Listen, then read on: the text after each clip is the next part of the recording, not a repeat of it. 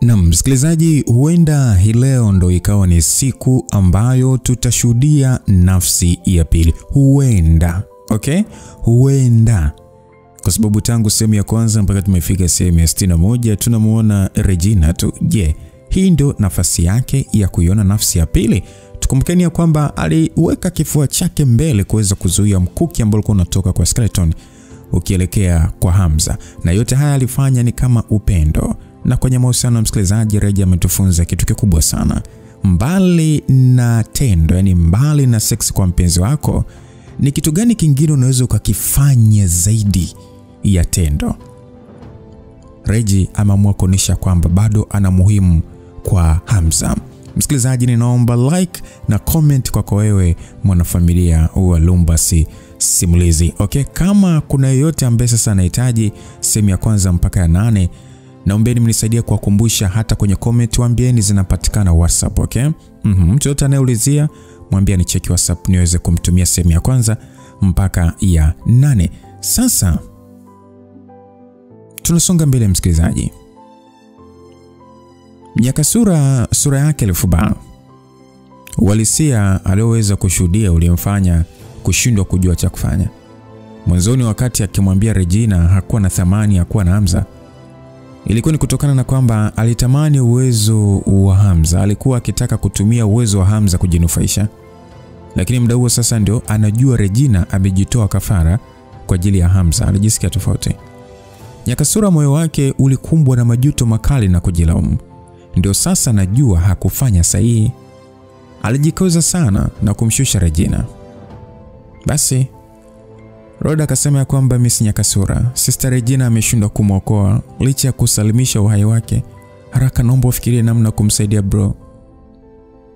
Black Fog alikuwa akitembea pia kwa maumivu makali, na asingeweza kufanya chochote kwa hali aliyokuwa nayo zaidi tu ya kumtegemea Nyakasura kufanya maajabu kuweza kumwokoa Hamza. Sasa Nyakasura hisia zake zirudi, na pale pale alimwambia Hamza ambaye alikuwa sasa amepoteza fahamu. Nyakasura akasema kwamba nguvu yangu ya moto wa mbingu ya 9 unaweza kupambana na kila aina ya uovu. Nitaweza kumwokoa.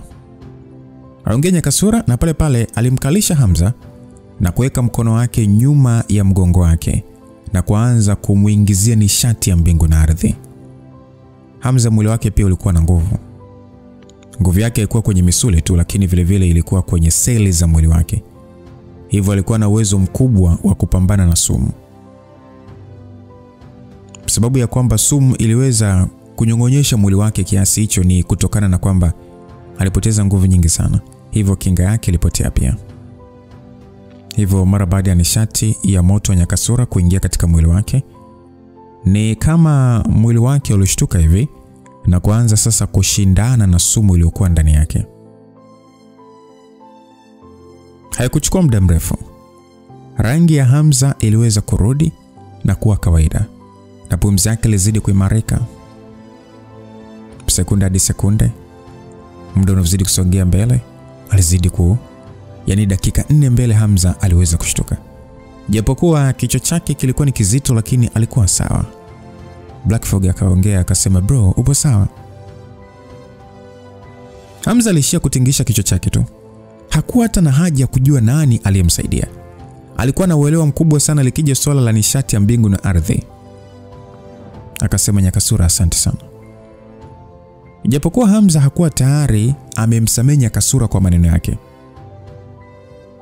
lakini kama isingekuwa yeye kumsaidia, pengine uhai wake ungekuwa hatarini. Hivyo shukrani yake ilikuwa ni ya dhati. Nyakasura alionekana kushangaa. Ilikuwa ni mara ya kwanza Hamza kuongea akiwa na sauti hiyo. Japokuwa haikuwa ya upole sana, lakini ilisikika tofauti. Basi kwa maringo akasema, sikutaka mshenzi kama wewe ufie kwenye mikono ya watu wengine. Hamza kujali sana, na pale pale alisimama. Uso wake haukuwa na hisia zozote, lakini macho yalikuwa yamejawa na majonzi makubwa na upweke. Kinyonge sana, alijikuta akisogelea maiti ya mke wake Regina na kupiga magoti pembeni yake, na kisha aliinamisha kichwa chake chini na kupapasa kichwa cha Regina kwa upole. Msikilizaji, Regina ndo kadedi hivyo, bado uamini? Unataka uishe kusikiliza hapa simulizi? Bado. Tunatamani kuona nafsi ya pili, je, itamtambua Hamza? Basi Hamza akasema ya kwamba mke wangu, nitakurudisha nyumbani nikupumzishe. Hamza mara baada ya kusema hivyo, aliweka mkono wake kwenye ule mfupa na aling'ata meno kwa nguvu. Na kisha akauchomoa kwenye kifua cha Regina. Damu nyeusi ilitoka katika shimo lile kama vile ilikuwa ikitoka na uhai wa Regina uliobakia. Hamza mara baada ya kuona tundu hilo kubwa katika kifua cha Regina, ajikuta akishindwa kujizuia na machozi yalimtoka. Katika akili yake, alijikuta akianza kukumbuka siku ambayo anakutana na mrembo Regina kwa mara ya kwanza. Hatua alizochukua kufahamiana mpaka kufunga ndoa na hatimaye kupendana na kuendelea. Ukweli ni kwamba licha ya kwamba ilikuwa ni mara ya kwanza kukutana na Regina, lakini siku ambayo alikutana naye alijihisi ni kama alishawahi kukutana na Regina kabla. Kutoka kwa boss Kauzu, mwanamke mpenda donut, na hadi kufikia hatua ya kutoa uhai wake tena kwa ajili yake. Hamza kujua ni upande upi wa Regina ni halisi. Lakini kwa vyote vile uhalisia wake haukujalisha tena. Tayari alishatumia maisha yake ili kuthibitisha hisia zake hazikuwa feki. So Black Fog akasema kwamba bro, Sister Regina amekufa kwa ajili yako. Tutamzika pamoja. Ulishamlipia kisasi. Mimi na hakika atakuwa na furaha kuona upo salama. Aliongea Black Fog akimsogelea Hamza kumfariji. Hamza alisha kuvuta pumzi nyingi sana, na kisha alijitahidi kujituliza kiume na kutingisha kichwa. Akasema nipo sawa, kwa sasa nataka kumchukua na kumrudisha Tanzania. Sasa ile Hamza anataka kumbeba tu Regina, mara mwanga wa blue usiokuwa wa kawaida ulitokea katika mwili wa Regina na kumzingira. Nyakasura, Roda na Hamza wote walijikuta wakijawa na mshangao baada ya kuona jambo la ajabu lilikuwa likitokea katika mwili wa Regina. Aisili kwa ni miale ya baridi sana, tena ya rangi ya blue ilikuwa ikitoka kwenye mfuko wa koti lake. Kuna mtu kwenye comment alisema sina hofu, pete aliyoichukua itamuokoa. Mko makini sana. Sasa mara baada ya Hamza kufungua, ilikuwa ni ile pete ya watu wa bondeni ambayo ilichoropoka na kurejea juu angani na kumulika Regina. Nyakasura akasema kwamba naona vibaya ama hiyo si pete ya watu wa binamu, imekwaje akawa nayo Regina? Aliuliza Nyakasura akiwa na muonekano wa kushangaa. Bila shaka hata yeye alishawahi kusikia ama kuiona pete hiyo katika vitabu. Hamza kujisumbua hata kuelezea mara baada ya kuona pete ile ilikuwa ikitoa nishati ajabu. Nishati hiyo blue ilikuwa na hali ya ubaridi mkali mno, huku mwanga wake ukiwa ni wa kuwaka hivi, ni kama vile nyota wa angani. Upande wa mwili wa Regina, jeraha lake lilionekana kuganda. Ule mng'ao wa ubaridi uligandisha lile jeraha na barafu kusambaa mwili mzima. Black Fog akasema bro, hicho ni kitu gani? Aliuliza Black Fog akiwa na uso uliojaa hali ya kuchanganyikiwa. Hamza akasema sijui. Hamza alijikuta akihamasika kwenye moyo wake kwa sababu alihisi ni kama ishara ya matumaini. Ni ishara ya tumaini kwake. Pete ya watu wa kondeni, binamu, jicho la anga, kitabu kisichokuwa na maandishi na damu ya familia. Kuna kitu kisicho cha kawaida kuhusu hivi vitu. Hamza alijiwazia hivyo. Sasa Nyakasura akasema hii ni shati kwa nini ya baridi hivyo? Lakini pia ni yenye nguvu. Msikilizaji, haikuwa rahisi kumfanya Nyakasura kuongea namna hiyo, kusema kwamba ni shati hiyo ina nguvu sana. Lakini kuwazia kwa kina, kama pete hiyo isingekuwa na nguvu ya ziada, basi watu wa bondeni na binamu wasingekuwa kiwinda namna hiyo. Hamza alijikuta akishangaa zaidi mara baada ya kuona jeraha la Regina lilikuwa limefunikwa na mwanga ule wa blue na kuliponya kwa kasi kubwa mno kutokea ndani. Kwa macho ya kawaida kabisa, jeraha lile lilionekana kuanza kupungua ukubwa wake na kuwa dogo. Nyama na damu yake ni kama sasa inapokea uhai mpya. Nyakasura akasema, Huku mbona ni kuzaliwa kwa moto jamani? Anawezaje kufanya hivyo? Hamza akasema kuzaliwa kwa moto kivipi yani? Moto umeuona wapi hapa? Aliongea hivyo Hamza, na baada ya kuongea Hamza, Nyakasura mara zote unajua yani Nyakasura mara zote ambazo akipata majeraha ili mradi awe karibu na moto, basi anaweza kuyaponyesha kwa kuogelea kwenye miale yake. Ili mradi isiwe ni majeraha makubwa, basi anaweza kupona kabisa na moto ndani ya muda mfupi. Hiyo ilikuwa ni nguvu ya damu yake. Lakini Regina aliyekuwa mbele yao hakuwa kabisa na damu ya Phoenix kama Nyakasura. Afu kingine zaidi, hakuwa akitoa moto. Hivyo kwa nini azaliwe upya kwa moto? Nyakasura akasema kwamba najua sio moto, lakini kinachomtokea ni kama ni ambavyo inanitokea mimi, au hii ndio inaitwa kuzaliwa na barafu.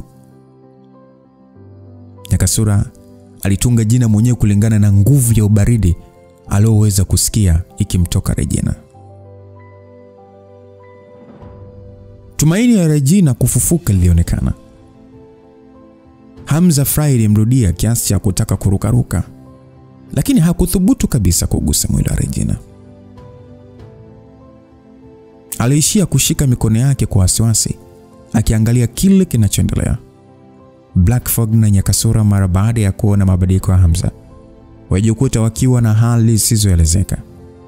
Wanawake hao walielewa nini kinaendelea katika moyo wa Hamza, lakini hawakuwa na la kusema kwa sababu Regina alitumia uhai wake kuthibitisha hisia zake.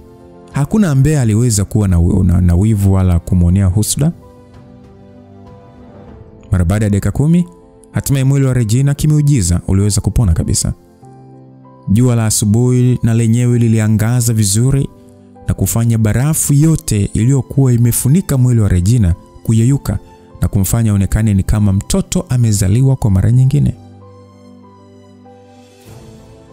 Mara baada ya mwanga kupotea, ile pete ni kama ilikuwa imepoteza nguvu zake zote na kudondoka chini. Sasa Nyakasura akasema kwamba inaonekana kupoteza pumzi muda mrefu tu. Ni kama ni hiyo pete ilikuwa na kazi maalum ya kulinda uhai wake na kusubiria wakati sahihi wa kuanza kumponyesha. Aliongea Nyakasura. Hamza hata yeye alishindwa kujua nini kinaendelea mara baada ya kuona Regina mapigo yake ya moyo yakidunda huku kifua chake kikipanda na kushuka. Yaani kama vile alikuwa amelala usingizi mzito. Alikuwa na furaha isiyoelezeka kumuona Regina anapumua tena. Hamza alijikuta akifuta machozi haraka kwa kuhofia kumdondokea Regina, na haraka sana alimbeba juu na kumpeleka ndani ya nyumba na kumlaza kitandani. Mara baada ya kumweka Regina kitandani, alitoa simu yake na kupiga, na muda sio mrefu simu hiyo iliunganishwa na sauti ya heshima kutoka kwa mwanaume upande wa pili ilisikika. Akasema kwamba saa umeniita asubuhi, kipi naweza kufanya kwa ajili yako? Hamza akasema Mzee Pino, nataka unitafutie hospitali nzuri ndani ya Paris na haraka sana andama daktari bingwa kwa ajili ya kufanya uchunguzi wa kimwili. Aliyekuwa akiongea naye Hamza ni tajiri Peanut wa Kering Corporations. Sasa jamaa akasema saa hujisikii vizuri? Hamza akasema sio mimi, ni mke wangu anayekwenda kufanya uchunguzi. Mzee Pino akasema basi nitafanya hivyo sasa hivi, nipe dakika 3 tu nitakutumia ujumbe.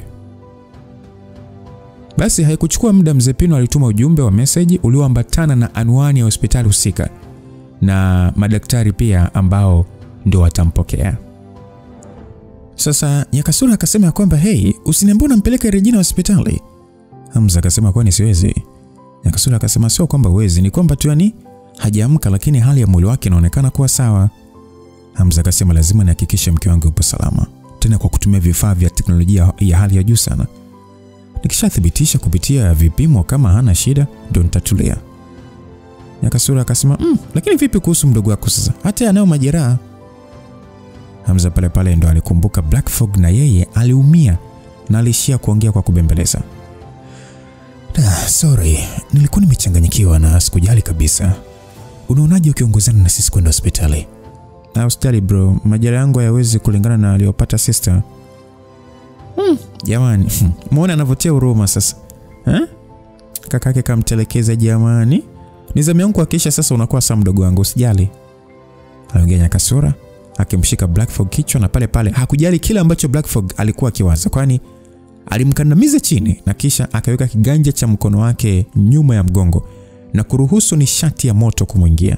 Haikuchukua muda, Black Fog alianza kuhisi hali ya joto katika mwili wake, na ndo alijua Black Fog alikuwa akimsaidia kuponyesha majeraha yake. Alijikuta akishangaa na kuguswa kwa wakati mmoja. Isitoshe, tabia ya nyaka kwenda kwa Rhoda haikuwa nzuri katika siku chache zilizopita, lakini dakika hiyo kwanza kumjali ilimgusa mno. Basi Nyakasura uwezo wake ulikuwa ni mkubwa sana. Hivyo nishati yake ilitosha kabisa kutibu majeraha ya kawaida ya mwili. Hivyo alichofanya kilimsaidia sana Rhoda, na ingemchukua siku 2 tu kuwa sawa kabisa. Muda mfupi mbele, Hamza alimchukua Regina na kumuingiza kwenye gari na safari ya kuelekea hospitali ikaanza mara moja. Kwa sababu ilikuwa ni ngumu kwa Black Fog na Nyakasura kuendelea kubaki hapo shamba, hivyo waliondoka pamoja kwenda hospitalini. Na ndio muda ambao Hamza alikumbuka kumuuliza Nyakasura swali. Nyakasura, hivi ni kipi kilikuleta tena huku shambani? Nini? Yaani nimekuokoa alafu unaniuliza kwamba ni kipi kimeleta? Nimuuliza tu, wasiwasi wa nini sasa? Si nishakushukuru, kama haitoshi unataka nifanye kitu kingine ama? Hata usijisumbue bwana. Mimi nilikuja kwa sababu nipanga kuunguza nyumba yenu mkiwa mmelala. Nani akakwambia unikasirishe, Lakini mara baada ya kuona mpo katika hali ya kusikitisha namna ile, hasira yangu iliisha mara moja. Hamza aliishia kushangazwa na hasira za mwanamke huyo. Yaani eti katoka hotelini anakolala mpaka shamba kwa ajili ya kutaka kuwaunguza tu kwa sababu alikasirika. Tukiachana hayo, hivi imekuwaje yani mpaka ukashambuliwa na Skeleton asubuhi? Si aliuliwa na Sylvia yule? Hamza hakuona kama kuna haja ya kudanganya, hivyo alimwambia Nyakasura kila kitu. Nyakasura mara baada ya kusikia story hiyo alijikuta akikunja sura. Kama hivyo basi li swala kawaida, mimi na hakika ni Sylvia aliyemtuma Skeleton kuja kukuoa ili kuficha kweli. Hii haiwezi kuendelea hivi. Mimi napaswa kumwambia Simba na wengine kama Sylvia ndo aliyekuwa fundi wa kila kitu na mpango wake ulikuwa ni kuitawala Set Association. Hata kama ukiongea nani atakuamini sasa? Skeleton amekwisha kufa tayari na ushahidi huna. Msikilizaji, ukweli ni kwamba Hamza kujali sana. Hakujali Sylvia alikuwa akipanga kufanya nini na uhusiano wake na sinagogu ukoje. Limradi haitokuwa na athari kwa Hamza na watu wanaomzunguka. Kwa hiyo Hamza kupanga kujali sana. Lakini kama sinagogu watakataa kumwacha na kuendelea kumchokoza, Hamza alijiambia hawezi kuwa mwema tena na upo tayari kutoka mafichoni na kuanzisha vita takatifu tena. Sasa Rhoda akasema kwamba bro, hivi ni aina gani mafunzo uliotumia kumuoa Skeleton? Unajua ilikuwa ni ngumu mno. Nilijua umekosa jinsi kabisa kupambana naye, lakini kumbe ulikuwa umeficha mbinu hatari namna ile. Nawezaje kuficha sasa katika hatari kama ile? Ni kitu ambacho mimi sijawahi kufikiria hapo kabla. Ni aina tu ya mbinu imenijia na naweza kusema ni kama nguvu ya kimungu tu.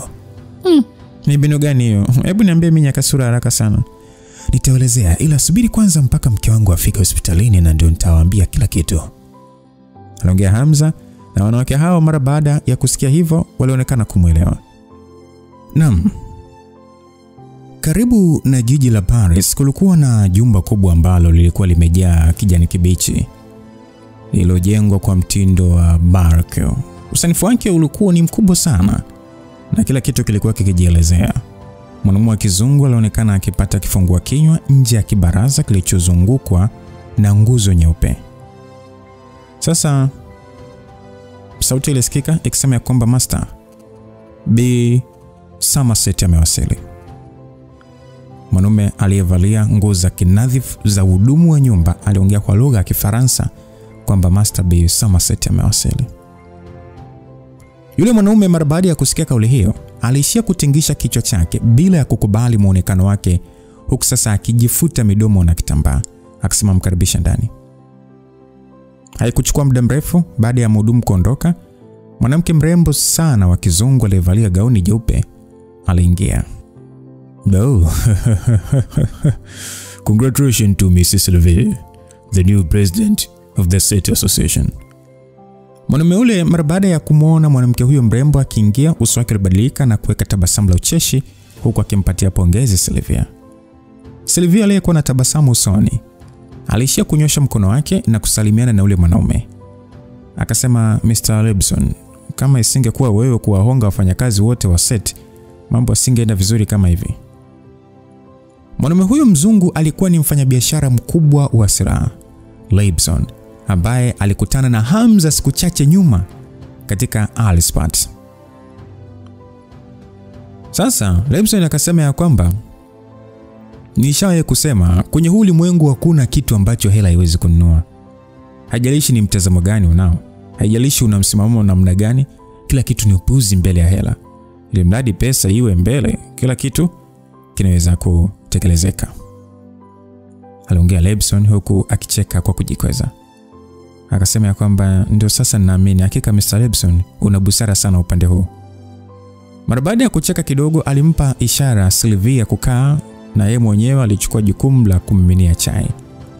Basi akasema ya kwamba Madam Sylvia, sasa umeshakuwa rais wa SET. Unapaswa kuanza kutimiza ahadi na kumzingatia rafiki yangu. Aliongea kwa sauti iliyojaa zaidi ya maana. Sylvia akasema bila shaka nakumbuka vyema, soko lote la silaha la black market ya Sharia itakuwa chini yako Mr. Leibson. Leibson akasema Mrs. Sylvia, mimi sina ukosefu wa hela, sina. Kwangu hela ni namba tu. Mimi ninachotaka ni muda wa kuzifurahia hela zangu. Sylvia akasema najua. Na unachohitaji ni maisha marefu, hivyo unaitaka dawa ya kifo, si ndio? Leibson akasema mimi nataka kuendelea kuwaona wewe na mwalimu wako Mr. Black. Nataka kujifunza namna ya kuishi milele, na ili mradi nitaweza kutunza muonekano wangu, mimi nipo tayari hata kukugawia nusu ya utajiri wangu. Sylvia akasema nusu ya utajiri wako? Ni hela nyingi sana. Naweza kununua nchi kadhaa Afrika. Leibson akasema familia yetu imekuwa ikiendesha biashara ya uuzaji wa silaha kwa zaidi ya miaka 100 sasa. Nusu ya utajiri wetu unatosha kununua nusu ya bara lote la Afrika. Sylvia akasema wewe ni tajiri mno, ila haujikwezi. Ndio maana gwiji kama Skeleton unaweza kumwendesha utakavyo Mr. Leibson. Leibson alicheka akasema Skeleton mwenyewe bana, wakati alipokuwa mdogo alikuwa na binti yake ambaye ni mchawi. Alidhani hakuna anayefahamu, lakini angewezaje kuficha ukweli mimi nisijue, Nikaona kama nitaweza kumtawala binti yake nitakavyo, si yeye pia atasikiliza kila ninachomwambia. Sio yeye tu, ili mradi mimi nikifanikiwa kuishi maisha marefu, kama nipo tayari mimi naweza kuwafanya na maguji wengine wote kwa chini yangu. Hela unajua hela na silaha za kutosha tunaweza kunifanya mimi kutawala ulimwengu wote. Kitu pekee ambacho mimi siwezi ni uhai wangu basi, lakini lazima niishi muda mrefu. Tabasamu ambalo halikuwa tabasamu lilionekana katika uso wa Sylvia. Akasema ya kwamba inasikitisha au muhimu Mr. Leibson hujawahi kumtawala ikatosheleza. Leibson yuko akishangaa akasema unamaanisha nini? Akasema kwamba Lucifer shanifahamu tayari. Mchezo kati yangu na Skeleton ushatambuliwa na Lucifer. Hivyo ni sawa na kusema watu wengine muda si mrefu wataweza kuanza kunishuku. Leibson akasema usiwe na wasiwasi bwana. Lucifer anaweza kuwa na nguvu, lakini Skeleton aliniambia yeye mwenyewe jana usiku ana mbinu ya kuweza kumuua Lucifer. Mimi na hakika muda si mrefu nitapokea taarifa za kufurahisha kutoka kwa Skeleton. Sylvia akasema ni hivyo. Sylvia aliguna na kucheka kauzu akasema lakini mpelezi wangu ameniambia Lucifer. Na maanisha Skeleton ameuliwa na Lucifer. Leibson mara baada ya kusikia hivyo aligeuka kwa mshango akasema nini? Inawezekanaje? Sylvia akasema kwamba hauniamini ama unaweza kutuma mtu kwenda kuchunguza kama ni kweli na sio kusubiri taarifa nzuri, kwa sababu Skeleton hawezi kukuletea hizo taarifa tena. Leibson haraka alituma mhudumu kwenda kuchunguza na hazikuchukua hata dakika 10 taarifa iliweza kurudi na kuambiwa Hamza yupo hai na Skeleton hafahamiki alipo. Mara baada ya kusikia taarifa hizo, Leibson hasira zilimvaa na kupiga kofi meza na kupasua vikombe. Sasa Sylvia akasema ya kwamba Mr. Leibson, kama unataka kuonana na mwalimu wangu hakuna shida, lakini vigezo vinapaswa kuzingatiwa na ni wewe kulimaliza hili swala vizuri ili mwalimu wangu kuruhusu kuonana naye. Aliongea na kisha alisimama. Akasema kwamba Lucifer ana kila sababu ya kutufanya tufeli. Anatisha zaidi kuliko miaka 5 iliyopita. Kama tusipomaliza, hata kama tukianzisha mipango yetu, tunachokaribisha ni vita nyingine takatifu. Ni matumaini yangu wewe na watu wa jamii yenu ya muungano wa siri mnalizungumza hili na kujua namna gani mtaweza kulimaliza. Ni yeye pia ambaye amefelisha mpango wa kutengeneza dawa ya kifo mwanzo, au nakosea? aliongea na kumfanya Lebson kung'ata meno kwa hasira, na kisha akaongea kwa sauti nzito akasema, najua huyu Lucifer nimemchukulia poa sana, ila dawa yake inakuja. Sylvia kuongea neno na alitembea kimadaa kutoka ndani ya eneo hilo, na ila anapita eneo la bustani aliweza kukutana na msichana mnene kiasi mwenye nywele zake za dhahabu na macho blue. Alikuwa ni binti wa Lebson aliyefahamika kwa jina la Barbara. Dakika ambayo Barbara alisogelea karibu na Sylvia, macho yao yalikutana na pale pale midomo yao ilicheza na kuonyeshana tabasamu lisilo la kawaida. Sasa huku kwa kijana wetu Hamza, aliendesha gari moja kwa moja mpaka hospitalini. Mganga mkuu na mkurugenzi wa hospitali alikusanya kundi la watumishi wa hospitali hiyo na kuwasubiria nje kuwapokea. Hamza kujali sana mapokezi hayo na aliishia tu kutoa maelekezo haraka kwamba mke wake apatiwe wodi ya daraja la juu kabisa na kisha afanywe vipimo vya mwili mzima. Mpaka inatimia mchana, vipimo vilionyesha hali ya Regina ilikuwa sawa kabisa, huku madaktari wakienda mbali na kusema alikuwa na afya, tena zaidi ya afya nzuri, na ni kwamba tu muda huo kapoteza fahamu kwa sababu ya uchovu. Hivyo wangempa drip za virutubisho pale na kumsubiria mke mwenyewe. Hamza alitaka kuendelea kukaa hapo wodini, lakini Nyakasura alipanga kuondoka Ufaransa kurudi Tanzania na ndege ya saa 9. Hivyo alitaka kabla ya kuondoka kujua ni kwa namna gani Hamza aliweza kumdhibiti Skradon, mathalan kujua mbinu yake aliyotumia. Kwa sababu Nyakasura alimwokoa, Hamza hakuwa na pingamizi na kumfanya aone maelezo hayo yalimjumuisha na Roda pia. Hamza hata hivyo hakuwa mtu wa kuficha uwezo wake. Aliamini uwezo wa mtu unategemeana na juhudi zake mwenyewe na kipaji. Na kwa hawa ambao hawawezi kuweka juhudi kwenye kujifunza, hata kama waambiwe siri zote za ulimwengu juu ya kufanya ama kumfanya binadamu kiumbe hatari, itakuwa ni ngumu sana kwao kufanikiwa. Basi bwana, wawili hao walisogea mpaka eneo lililojitenga nyuma ya hospitali kando ya ziwa la kutengeneza. Hakuna aliyesogea kuwasumbua hata baada ya wakati wa chakula cha mchana. Hamza alimuomba Black Fog kisu chake na kisha alitoa maelezo mepesi sana juu ya uelewa wake mpya juu ya mapigano. Ukweli ni kwamba mbinu za nje zimejitosheleza zenyewe kumfanya mtu kuwa na nguvu kama ilivyo mbinu za ndani, lakini mahitajio ya mbinu za nje yanachanganya sana, tofauti na ule uwezo ambao mtu anazaliwa nao. Ndio maana watu wanaongeza uwezo wao taratibu tu kwa kusanya nguvu za kiroho na kunyonya nishati ya mazingira. Mwenyewe nilidhani ni hali ya kushangaza sana, kwani mpaka kufikia umri huu nimejifunza mbinu zaidi ya 1000 za kumfanya binadamu kuwa na uwezo wa ziada. Lakini mara baada ya kukutana na shambulizi ambalo lilinifanya mwili wangu kujihisi kuwa dhaifu kiasi kwamba ni kama nimerudishwa katika kipindi nilichokuwa na miaka 5, ndio nimekuja kugundua haijalishi utajifunza vipi, lakini nguvu unayoingiza ndani ya mwili kutoka nje ina kikomo chake, tofauti na ile unayotoa ndani kwenda nje. Najua hizi kunielewa ninachoongea. Hebu angalieni namna ambavyo nitatumia hii silaha na ndio mtaona, aliongea Hamza. Na mara baada ya maneno hayo, Hamza alijituliza na kugandisha macho yake katika ziwa.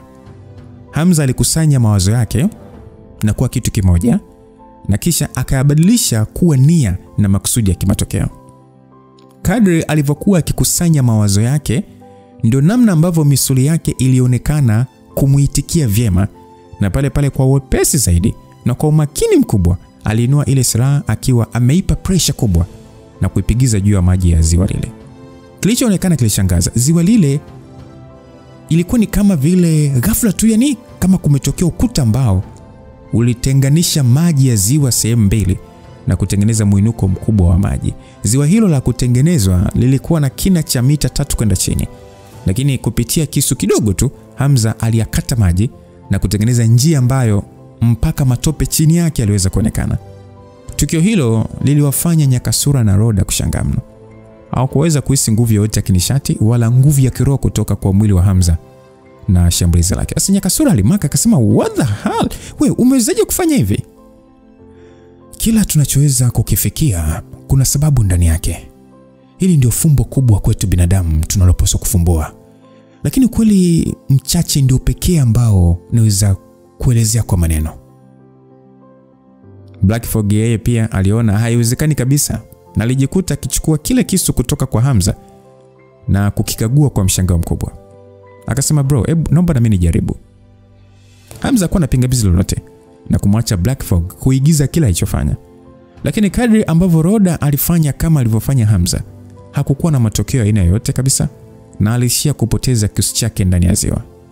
Sasa Black Fog alionekana kuchukia, akasema, hii inashangaza bwana. Mimi nimetumia mbinu sawa kabisa na wewe, lakini kwa nini hakuna kinachotokea? Nyakasura akasema, labda tutakuwa dhaifu sana. Roda akasema, hata kama, kwa hiyo ndio kusiwe na mtikisiko wa maji jamani. Msikilizaji, unapaswa kuelewa Hamza kabla hajagusa maji hayo, misuli yake ilikuwa ikionekana kila anachofanya. Yaani ni kama alikuwa akielezea kila kiungo cha mwili wake ni tukio gani anakwenda kufanya. Basi akasema, inaonekana uelewa wangu ni mdogo mno. Hii mbinu hata kama unifundishe kwa muda mrefu, sidhani kama nitaweza kujua. Sasa Nyakasura akasema ya kwamba nilishawahi kusikia kuhusu manuio ya Kisra, lakini inasemekana lazima moyo wako uwe umejazwa na imani ya kiroho. Lakini kwa nini wewe unafanya kwa nia pekee bila imani? Kama umeweza kugawanya maji ya ziwa, basi lazima kutakuwa na nishati ambayo umetoa. Ila hiyo nishati sio ya mbingu na ardhi, wala haitokani na nguvu ya kiroho. Kama sio hivyo nini? Msikilizaji, kinachofanyika hapa, ngoja ni kufafanulia kwa uzuri zaidi. Kwa wale wa Kristo ama hata ambao sio wa Kristo, labda dini nyingine, ulishawahi kusikia kisa cha Daudi na Goliati? Goliati si alikuwaga na anawindwa ni na silaha mbalimbali nini, na alishindikana kwa sababu jamaa alikuwa ni mwamba. Okay, Daudi alimuua kwa nini? Unakumbuka? Sasa alichokifanya Daudi kwa Goliati ndicho ambacho Hamza anakizungumzia. Yaani jiwe tu, kajiwe kale ambako unaweka kwenye nini? Sisi watu wengine tunaita kombeo. Sijajua wale wengine mnahitaji ile kamba ambapo jiwe unaliweka katikati afu unazungusha afu unaachia. Sasa jiwe tu limeenda kumuua mtu. Kwa hiyo lile jiwe liliwekewa nia, muda huo una imani ya kiroho. Aisee. Kwa hiyo msikilizaji, hata Hamza hata yeye mwenyewe mara baada ya kusikia swali la Nyakasura alikumbwa na hali ya kuchanganyikiwa. Ukweli aliamini alichofanya ni nia tu ambayo aliiweka katika silaha aliyoshika mkononi, ni sawa na Daudi alivyoweka nia kwenye lile jiwe alilolishika kwenda kumpiga Goliati. Lakini ni kama ni kulikuwa na maelezo yaliyokosekana. Hamza alijiuliza, au bila kuelewa ametumia aina ya nishati nyingine ambayo hakuwahi kuifahamu. Wakati Hamza akijifikiria, sauti ya mwanamke ilisikika na mara baada ya kugeuka waligundua ni Dokta. Dokta akasema, Mr. Hamza, mke wako ameamka. Hamza mara baada ya kusikia ripoti hiyo hakuwa hata na muda wa kufikiria kitu kingine na alikimbia kuelekea wodini kumcheki mke wake. Nyakasura na Roda pia walitaka kujua hali ya Regina ipoje baada ya kuamka, hivyo walifuata nyuma. Mara baada ya kufika kwenye wodi ya VIP, dirisha lilikuwa limefunguliwa na kuruhusu mwanga wa jua kuingia ndani na chumba kilikuwa angavu sana. Regina ni kweli alikuwa ameamka. Na alikuwa amekaa huku nywele zake zikiwa zimeogeshwa na kuvalishwa gauni la hospitali na kumfanya aonekane msafi zaidi na kuvutia. Hey wife, Hamza aliita huku akimwangalia mwanamke huyu aliyekuwa ameamka kwa furaha. Regina alishakugeuza sura yake like what? Na kumwangalia Hamza. Alimtazama pia Roda Nyakasura na mara baada ya sekunde 6 kupita alionekana kuwa katika hali ya kushangaa. Wewe umeniita mimi? Tabasamu la Hamza lilikakama huku mapigo yake ya moyo yakiongezeka kwa kasi na alishia kujilazimisha kutabasamu. Mke wangu, nini tatizo? Acha utani basi, ni mimi. Wewe nani kwani unaniita mkeo? Regina alionekana kukunja sura huku akionyesha hali ya kumshangaa Hamza. Alikuwa pia hana furaha huku uso wake ukijaa kauzo. Nyakasura akasema, jamani, ina maana aliumia sana na kumfanya ubongo wake kuathirika mpaka kumpelekea kupoteza kumbukumbu ama? Sasa Roda akasema, hapana, haiwezekani. Sister Regina, ni mimi Roda, unikumbuke? Regina akajibu, sikujui. Kwanza hapa ni wapi na kwa nini ipo hospitalini? Mapigo ya moyo wa Hamza yalikuwa ni yanadunda kwa hali ya ajabu mno.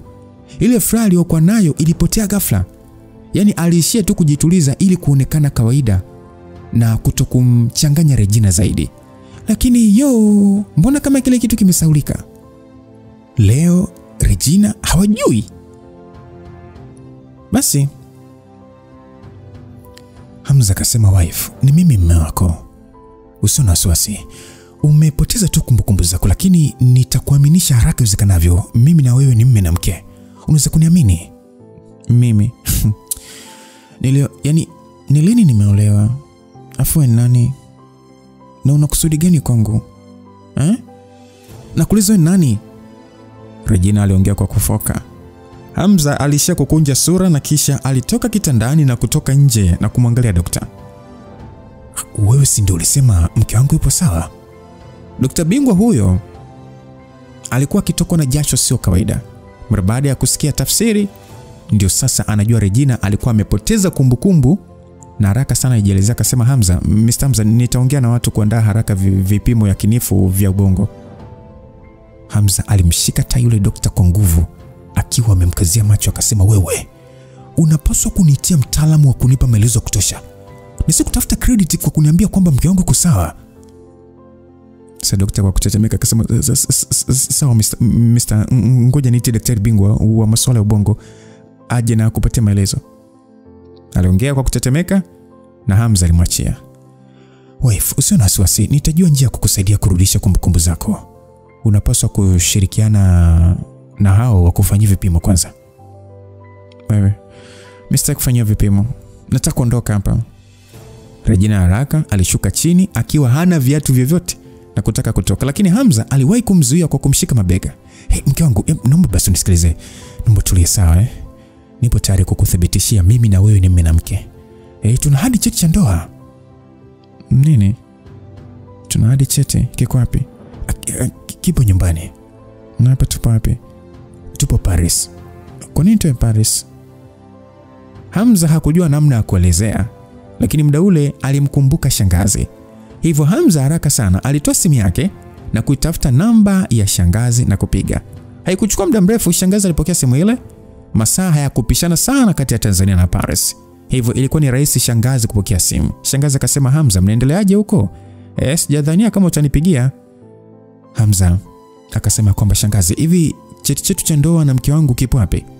Shangazi akasema, cheti chenu cha ndoa mimi najuaje sasa? Labda kitakuwa ndani ya chumba cha Regina. Kwa nini unauliza hivyo? Aliongea na Regina alionekana kushangaa. Akasema, shangazi, nimeolewa. Shangazi akasema, Regina, unaongea nini? Kuna tatizo huko jamani? Si umeolewa zaidi ya nusu mwaka sasa? Shangazi upande wa pili alionekana kuchanganyikiwa. Regina akasema, yani mimi nakuaje niolewe? Aliongea Regina chini chini. Sasa Hamza ili kumzuia shangazi kutokuwa na wasiwasi, alimtuliza na kumwambia wanarudi nyumbani siku sio nyingi. Mara baada ya kukata simu, Hamza alimwangalia Regina usoni kwa pole.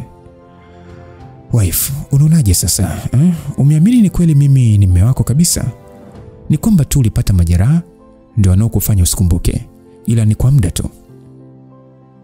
Regina mara baada ya kusikia hivyo alionekana kuwa na wasiwasi. Aliunao mkono wake na kumnyoshia Nyakasura akasema, huyo mwanamke nani? Huyo anaitwa Nyakasura. Kwa nini anaonekana kama anakupenda? Wewe, nini? Mimi kumpenda? Wewe Regina wewe. Hebu acha kuongea ujinga wako bwana. Yaani wewe unavyojisikia tu lolote unaongea.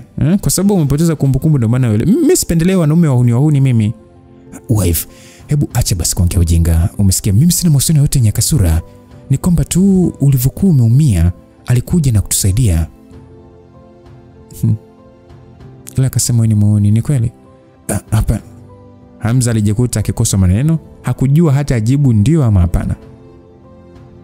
Na ni muhimu ndio, ana wanawake zaidi ya 3 da. Nakwambia haya kwa sababu huna kumbukumbu. Aliongea Nyakasura akimsaidia Hamza kuweza kujibu. Sani, imekuwaje nikaolewa na mwanamume wa hivi mimi? Wewe umetumia uchawi kunipata ama? Hamza chozi litaka kumtoka, lakini machozi yalikuwa mbali. Hakutaka kujitetea na alishia kujilaumu kuja na Nyakasura hapo. Mke wangu, naomba nisikilize. Naweza kukuelezea hivi vitu taratibu tukisharudi nyumbani, umesikia? Unaonaje ukifanywa vipimo kwanza na tusubiri mpaka kumbukumbu zako zikirudi?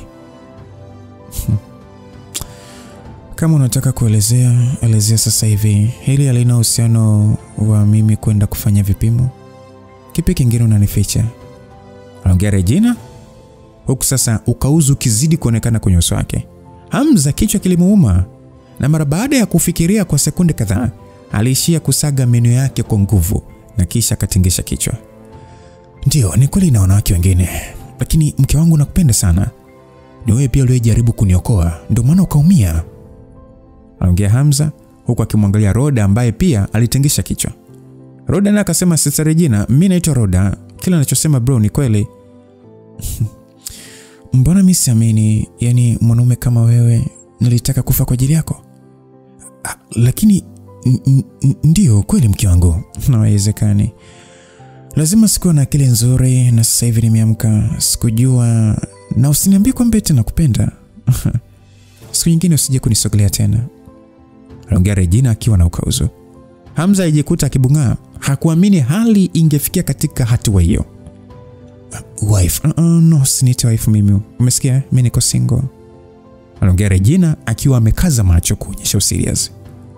Hamza macho yake aliishia kukumbwa na majonzi na maumivu. Aliishia kuvuta pumzi nyingi na kuzishusha, kisha akaweka muonekano wa kizembe. Pengine muonekano huo ndio ule aliokuwa nao mara ya kwanza nakutana na Regina. Basi sawa bosi, unijui, ndio nakubali. Unapaswa kupumzika, ngoja niwasindikize hawa. Hamza aligeuka na kuwapa Roda na Nyakasura ishara ya kuondoka. Nataka simu yangu, nahitaji kuwasiliana na watu wangu. Sawa, hakuna shida, ila simu yako haipo hapa. Ngoja niwasiliane na Josh kutoka kwenye kampuni ya kuletea. Mara baada ya Regina kusikia hivyo, hatimaye muonekano wake urudi katika hali ya aweni na kutingisha kichwa kubali. Mara baada ya kundi la watu kutoka nje ya korido, Nyakasura alimwangalia Hamza na tabasamu lisilokuwa tabasamu. Mr. Hamza, unapanga kufanya nini kuanzia sasa Yaani naona kama amekusahau. Aliongea Nyakasura kwa kejeli. Hamza alishia kukunja sura tu, huku akiona wazi kwenye Nyakasura alikuwa akiyafurahia matatizo yake waziwazi. Ndio kanisahau, ila wewe inakuhusu nini? Ni kweli hainihusu, ila mimi sitaki tu kuona ukilia. Basi aliongea Nyakasura huku akimpandisha. Dokta akauliza kwamba Mr. Hamza, tuandae vipimo ama? Haina haja, aliongea Hamza akitingisha kichwa na kufanya wafanyakazi wa hospitali waliokuwa wakimfuata nyuma kushangaa.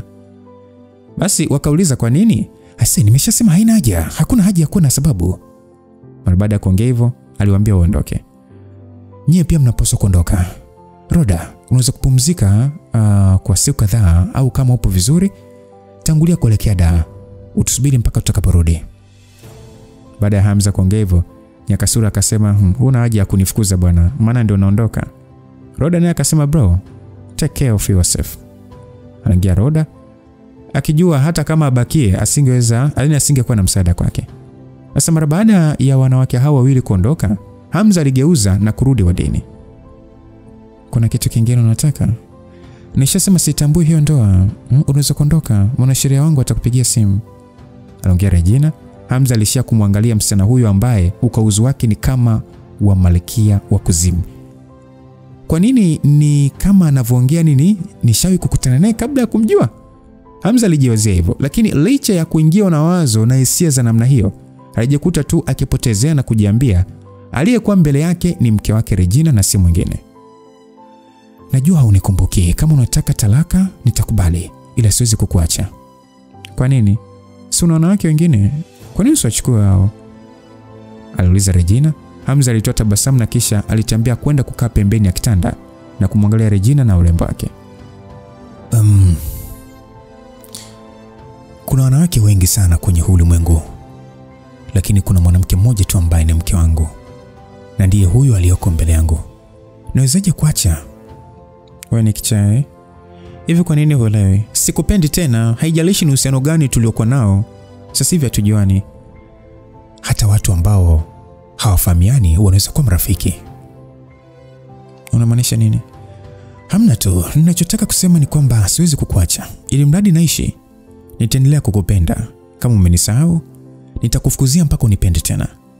Ukipoteza kumbukumbu zako tena, nitakufukuzia tena. Hata upoteze kumbukumbu mara 1000, kazi yangu itakuwa ni kukufanya unipende tena na tena na tena. na kuendelea kukufanya kuwa mwanamke wangu. Kwani mimi ni bora sana au ni kwa sababu ni mrembo kuliko wao? Kabisa mke wangu, wewe ni mrembo sana. Lakini swala la msingi ni kwamba nikishafanya maamuzi ya kukufanya mke, hilo ni swala ambalo haliwezi kubadilika. Kwa hiyo unanipenda sana? Si kukupenda sana, mimi nakupenda mno. Regina mara baada ya kusikia hivyo alionyesha hali ya uchokozi kwenye macho yake. Kama unanipenda sana, nikikwambia uachane na hao wanawake wengine upo tayari? Hapana, pia nawapenda. Wewe ni mwongo. Huwezi, alafu nasema unanipenda sana. Mimi sio mwongo. Kama ningekuwa mwongo nisingekubali. Sina aibu na vile vile mimi ni mtu mwenye tamaa. Hivi ndivyo nilivyo. Okay, sasa nikwambie labda uwe tayari kuachana na hao wanawake wengine. La sivyo siwezi kukubali. Haina shida, mimi nitafanya kila liwezekanalo kukufukuzia mpaka unikubali mimi na wanawake wangu. Nitakufanya uone kwamba mimi ndiye mtu sahihi zaidi kuwa mume wako kwenye ulimwengu huu. Wewe ni mshenzi nini? Haina shida. Vyote vile kwa sababu mimi na uvumilivu na muda wa kutosha, nitahakikisha unalipenda taratibu hili lishenzi na kuolewa nalo tena. Sitaki kuongea nawe tena. Regina aliishia kulala chini na kujifunika na blanketi gubigubi huku akigeukia upande mwingine akitaka kulala. Hamza aliishia kuangalia mgongo wa Regina na kisha alitoa tabasamu. Wife, naitwa Hamza. Kwa leo karili jina langu. Msilikumbuke hilo jina. Haina shida, utalikumbuka tu taratibu. Ukisahau kila siku mimi nitakutajia tena. Afu mimi na njaa na usingizi, alafu nalazimisha nikumbuke ama nikumbuke jina lako. Hivi kuna mtu anataka kufukuziwa na mwanaume kama wewe? Hamza mara baada ya kusikia sauti ya Regina ndani ya shuka alihisi kuna kitu hakipo sawa. Wife, kuna kitu nataka kula nikuletee. Bila kula donut zenye ladha ya strawberry, siwezi kukumbuka jina lako baya milele. Aliongea Regina. Hamza kusikia hivyo alitetemeka. Pale alijirusha kitandani na kumgeuza Regina. Alishia kumwangalia usoni na mara baada ya kuona muonekano wa kichokozi wa Regina, hatimaye alijua. Wife, ina maana ukupoteza kumbukumbu? Punguza makelele bwana. Unadhani mimi kizewi? Hizo donut tunaenda kuleta ama uende? Wife, mimi nenda bwana, ila mke wangu. Kwa hiyo haukupoteza kumbukumbu, Kwa nini sasa uliniegezea? Na nikakwambia unikatele. Yaani nilipona chupu kufa. Lakini bado ukawa unacheza tu nyaka sura. Huku unajua kabisa mimi simpendi. Hamza hatimaye alijua kuwa ugonjwa wa kupoteza kumbukumbu ulikuwa umesababishwa na nyakasura. Hakuamini kwamba alikuwa akichezewa akili na Regina. Alijihisi kama sekunde iliyopita alikuwa kuzimu na nyingine peponi. Mke wangu, kwa kujua tu kuigiza upewe tuzo. Ila mke wangu, naomba basi usifanye hivi siku nyingine. Nani kukwambia unikasirishe? Lakini umenikatili, Yaani ghafla tu unaniambia niachane na kila mwanamke, Wife, uko serious ama ulikuwa ukifanya tu utani kuniona nitakuaje? Yaani wewe una taibu. Licha kupoteza kumbukumbu kwa ajili yako, hutaki kujali. Nijaribu kuona kama nitakuwa na uwezo wa kuondoa hao vimchepuko vyako, lakini usivyo na aibu sasa. Hamza jasho limtoka. Namna alivyochezewa na Regina, kama asingekuwa jasiri na kutovuka mstari aliojiwekea, angeingia mzima. Yaani Regina kawauza mpaka wasikilizaji. Mke wangu, naomba usije ukasirika. Najua nimekuangusha, ila nitakuwa mwema kwako maisha yangu yote. Unaongea sana na njaa mimi. Okay, sawa mke wangu, usijali. Ngoja basi nikakuletea unachopenda. Msikilizaji, ukweli ni kwamba Hamza alijua muda mrefu tu Regina hakuwa amepoteza kumbukumbu. Mara baada ya kuona Regina kaanzisha kamchezo, aliamua kushirikiana naye. Hamza ili lijinga lina akili nyingi sana. Ana mbinu nyingi mno. Ndio maana aliwaambia madaktari haina haja ya vipimo, kwa sababu Hamza alikuwa ameshajua mke wake anamchezea. Regina alishia kumwangalia Hamza aliyekuwa akitokomea nje. Macho yake yalionyesha hali ya furaha lakini pia masikitiko kwa wakati mmoja. Ndani ya nusu saa, Hamza aliweza kurudi na box la donut na kumpatia Regina. Kama kawaida, mwanamke huyo alipoziona tu donut, mwili wake ulimchangamka. Ndio kilichomtokea mara zote. Hamza upande wake alitaka kujua maendeleo ya Regina mara baada ya pete ile kumfanyia miujiza. Wife, mwili wako unajihisi vipi? Unajua ile pete ilichofanya? Mimi najuaje ilichofanya sasa kama haujaniokoa wewe? Usiniambie haikushangazi yani? Yaani hakuna hata jeraha kwenye mwili wako, Unadhani mimi naweza kukufanyia upasuaji alafu jeraha litoweke? Muda ule Regina alishika kifua chake akasema, alafu ni kweli, kwa nini sina kidonda? Nilikuwa na wasiwasi nitapata kovu baya. Hamza alishia kusugua paji lake la uso huku akijiuliza, inamaanisha kweli huyu mwanamke hakugundua kuwa hana kidonda ama? Hakuwa na jinsi ila kumwambia story nzima namna alivyopona ndo aliona ni njia sahihi. Regina mara baada ya kusikia, uso wake ulijawa na mshangao na shauku kwa wakati mmoja. Hakuna ninachohisi kutoka kwenye hii pete. Kwani ni kweli ndio aliniokoa? Hata mimi sina uhakika, nashindwa kuelewa ni mwili wako wenyewe ambao una connection na hii pete au vipi? Ukweli nimewaza na kuhisi labda damu yenu, hii pete na kuhusu story ya kitabu kisicho na maandishi kuna uhusiano. Kivipi? Hata mimi sina uhakika pia. Lakini Huge wa binamu anaonekana kuithamini sana hii pete. Ila kwa sababu ya uhusiano wetu ndio maana halazimishi kunipokonya kwa nguvu. Halafu pili, anaonekana kuwa na hasira kwamba tunaimiliki na haonyeshi tu. Lakini kama tunaendelea kuwa nayo, tunapaswa kujua siri iliyopo nyuma hii pete. La sivyo, itakuwa hatari kwetu. Mambo magumu kweli. Kwa sasa tuachane na haya, tutaongea vizuri tukirudi. Regina hakutaka kuumiza kichwa chake kuhusu pete hiyo, hivyo aliendelea kula donati zake. Basi waliendelea kudumu ndani ya wodi hiyo kwa muda, huku Hamza akiendelea kuchokozana na Regina mpaka pale simu yake ilipoanza kuita. Alipoangalia alikuwa anapiga, alikuwa ni Sally, na alipokea haraka sana. Hey Sally, hao shafika? Aliuliza Hamza. Sasa sauti ya mwanamke ilisikika kwa Kiingereza, ikajibu kwamba vipi kwanza wewe? Hali yako vipi, hujapata majeraha? Kwa hiyo unajua taarifa ilishatumwa kwangu na nimetoka kuongea na Black Frog na kunithibitishia. Prince, nadhani sikupaswa kuendelea kubakia huku kisiwani. Nilipaswa kuwa karibu yako kukupa ulinzi. Sally, nipo sawa, huna haja ya kuwa na wasiwasi. Mwili wangu upo sawa kabisa na sijapoteza uhai kutokana na janga lililonipata. Ila nimepiga hatua kutoka kwenye changamoto iliyokuwa inaninyemelea. Kwa hiyo ni jambo zuri kwangu. Okay, kama upo sawa, tumefarijika. Ndege ya Ezo imewasili na wote wana wasiwasi. Kwa hiyo nitaongeza makini kufuatilia watu wa baraza la Set na Audience. Ukipata muda, njoo tutembelee. Sawa, nitatafuta muda wa kuja huko baada ya mwaka mmoja. Hamza mara baada ya kukata simu aligundua Regina alikuwa akimwangalia huku akimkodolea macho. Nini tatizo mke wangu? Sally, nakupenda sana. Namchukulia kama mdogo wangu, kama ilivyokuwa Roda. Hata nikiongea nitakuwa tu ni kama najipotezea muda. Regina alijibu kwa kutikisa kichwa, kisha hakutaka kujisumbua zaidi. Alishia kuweka box pembeni na kujilaza kitandani. Mchana huo Regina alifanywa vipimo vya mwisho na alionekana kuwa sawa kabisa. Hamza akiwa na moyo wa furaha alimwambia Mzee Pino kutoa mchango wa euro milioni 10 kwa hospitali hiyo kama shukrani. Baada ya kuondoka hospitalini, wawili hao walipanga kukaa Paris kwa siku 2 zaidi. Kwanza, Regina alipanga kwenda kazini kuweka mambo sawa na Josh na wengine. Pili, alitaka kumnunulia shangazi zawadi pamoja na baadhi ya marafiki zake waliokuwa na uhusiano mzuri naye. Siku ya kwenda kuchagua zawadi, Regina alionekana kusita kidogo, lakini mwishowe aliamua na alinunua vipodozi vya kila aina, akipanga kumpelekea Lamla.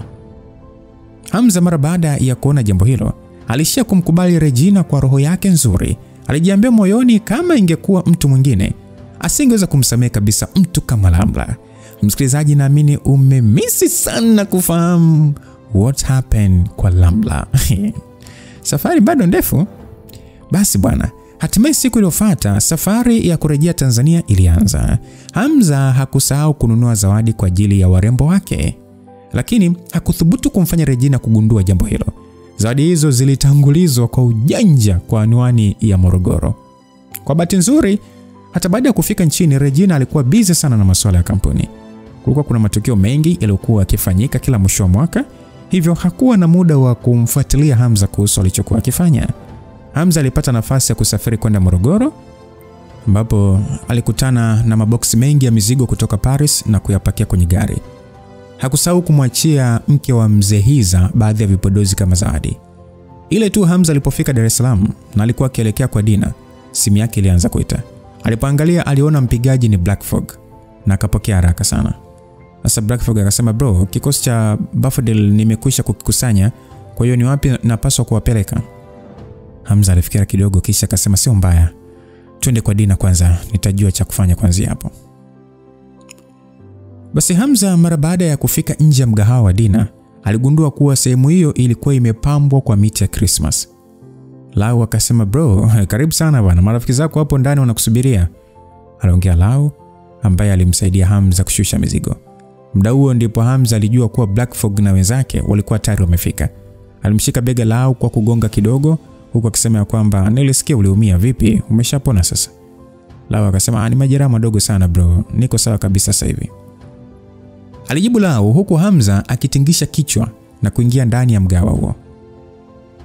Umesema marafiki zangu wako hapa, mbona siwaoni, wako wapi? Ndio bro, wamefika. Madam kawachukua na kuwapeleka kwenye nyumba ya wageni, ni nyuma ya tanki kule. Lau alijibu hivyo.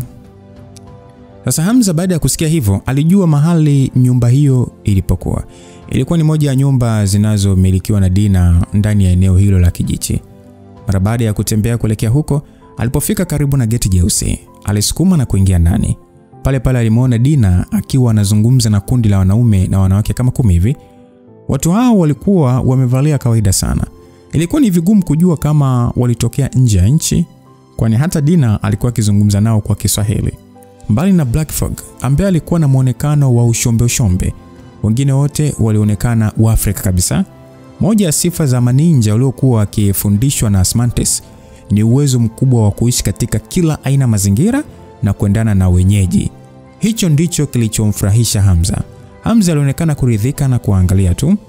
Kitu cha msingi kwake kilikuwa ni kupata maninja ambao wanaweza kuishi Tanzania bila kushtukiwa. Vinginevyo, kama angeleta wazungu wenye nywele nyeupe na macho ya blue, ingekuwa ni vigumu kuwaficha hata kwa kutumia mbinu za kisasa. Mara baada ya kumuona Hamza, kundi la watu lilisimama haraka, nyuso zao zikionyesha hali ya msisimko. Hamza alishia kukohoa kidogo na kuwapa ishara ya kukaa. Hakutaka kuabudiwa Tanzania, kwani kwanza haikuwa na haja, alafu pili hakupenda kabisa. Kundi la wauaji lilielewa haraka kuwa Hamza pendi makuu, lakini bado walimwangalia kwa macho ya heshima na kumkubali sana. Basi Dina akasema, Hamza, kwa nini hukuniambia una marafiki kibao wanakuja Sikuandaa chochote kabisa. Mimi nimefanya maandalizi haraka. Sasa Roda akajibu kwamba usijali sister, unajua tumezoea kulala hata nje, popote pale sisi tunakaa. Kwa hiyo hayahitajiki maandalizi makubwa. Kundi lile lilitingisha kichwa kuunga mkono bosi wao, ambaye ni Roda. Kwao kuchaguliwa kuja Tanzania kutimiza maagizo ya mtu mzito kama Hamza ilikuwa ni bahati kubwa. Hawakujali wanakula nini au watalala vipi. Basi Dina akasema kwamba Roda, unaweza usijali, lakini kwangu ni tofauti. Mimi najali sana. Ni mara chache sana Hamza kunitambulisha kwa marafiki zake wengi namna hii. Japokuwa siwajui, lakini mimi nataka tu kuwakirimia vizuri kwa niaba ya Hamza. Basi aliongevo Dina.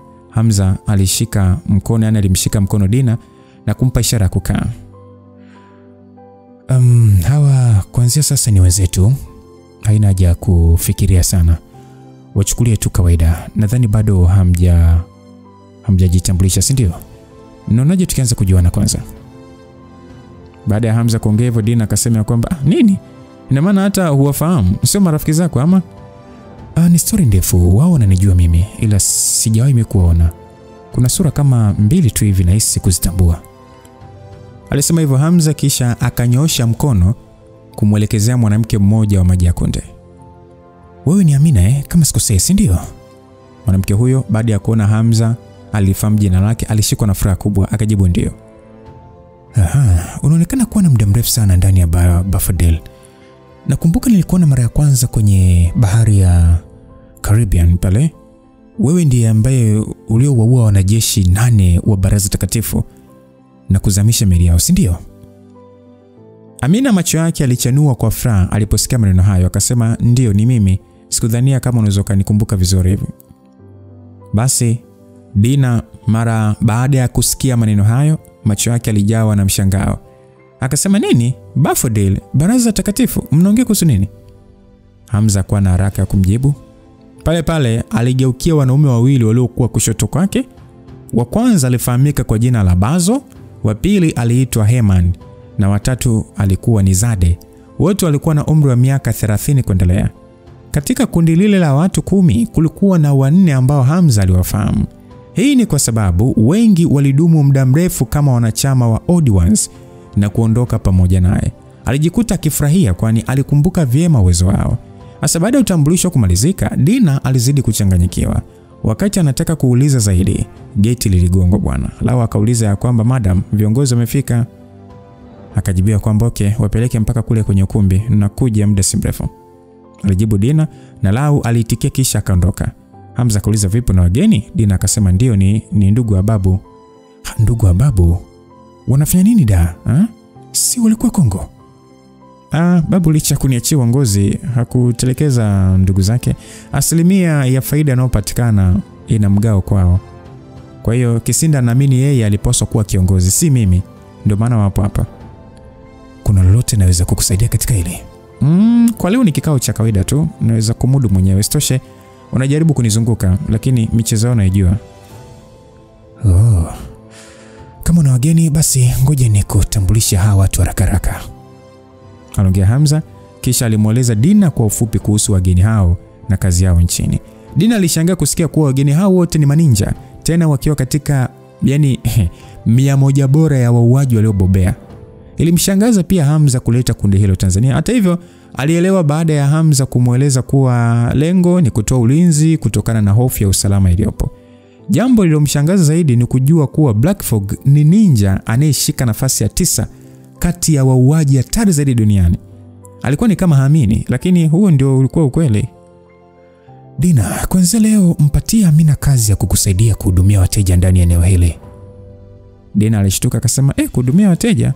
"Ndio, atakuwa na kulinda. Ikitokea upo hatarini ni rahisi kunifikia na kuchukua hatua." Aliongea Hamza. Licha ya kwamba maninja hao walikuwa na uwezo wa hali ya juu, lakini Hamza alijua hawawezi kulinda watu wake wote kwa 100%.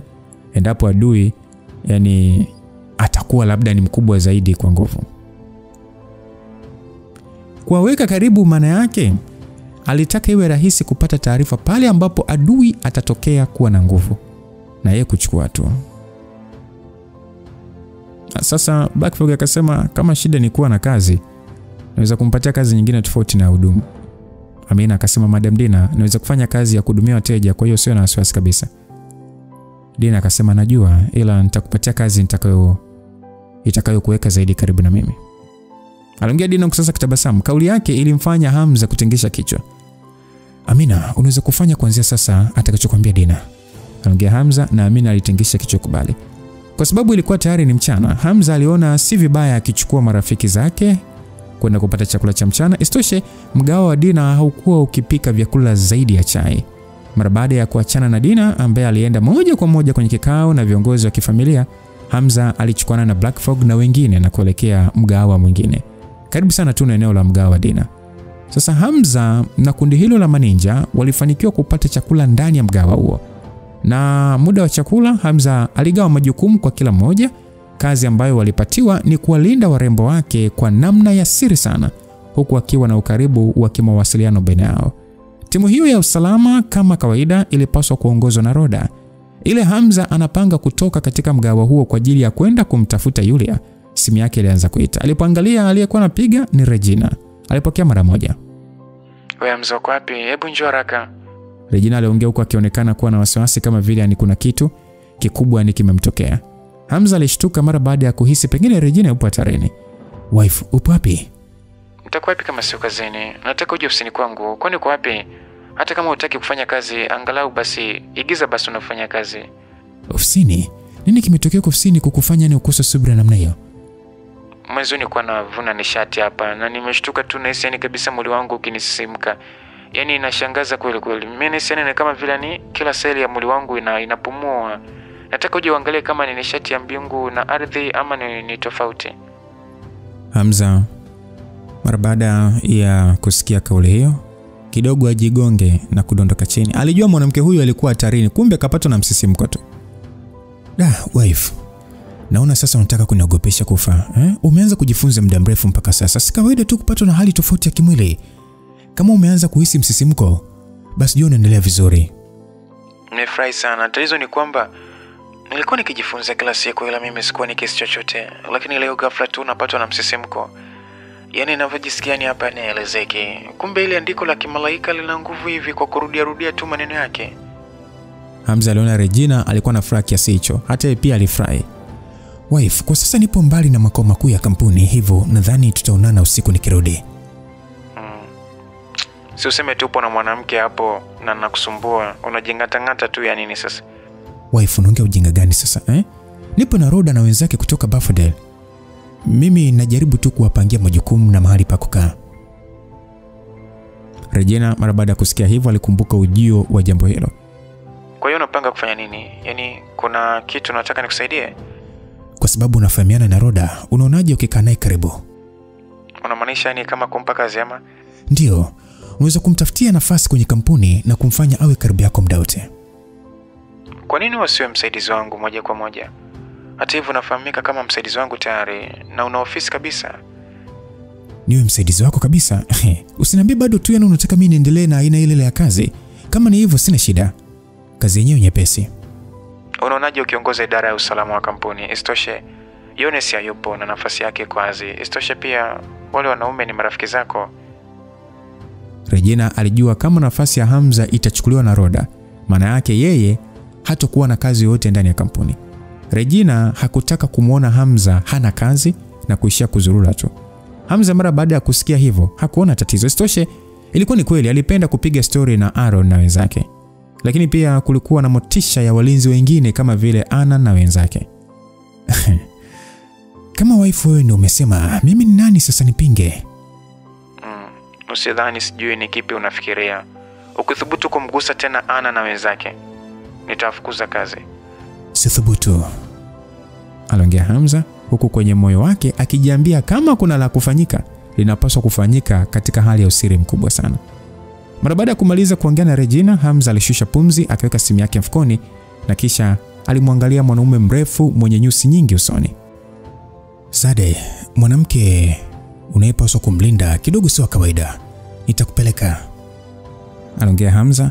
Mwanamke ambaye si wa kawaida anayemzungumzia Hamza ni Yulia. Kuhusu wengine kama vile Eliza, Priscilla na Irene, ilimradi maneja hao watakuwa karibu yao kisiri, wangekuwa salama bila ya kuhisi chochote. Lakini Hamza alijua kama angempanga Zade kwenda kumlinda Yulia kisirisiri, alafu mwanamke huyo alikuwa akizungukwa na wataalamu wa juu kama Betha, lazima angegundulika. Pengine mpaka maelezo yanapatikana, Zade anaweza kusababisha maafa au kusababishiwa maafa. Hivyo Hamza aliona akutane kwanza na Yulia ili amkabidhi Zade. Hamza mara baada ya kuendesha gari mpaka katika hoteli ya Prima, meneja hoteli hiyo mara baada ya kumuona Hamza alionekana kumtambua mara moja na kumsogelea kumsalimia.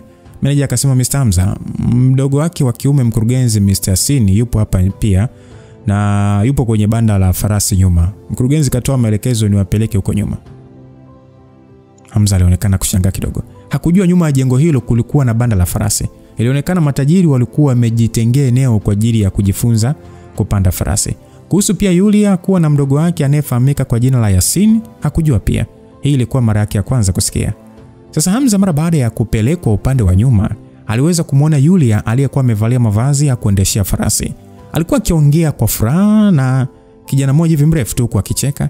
Hata hivyo licha ya Yulia hao kuongea kwa furaha, macho yao yalikuwa na hali ya ukauzu na utofauti. Yaani ni kama vile tabasamu lao, ni kama tabasamu yao ilivyokuwa ni ya kinafiki hivi.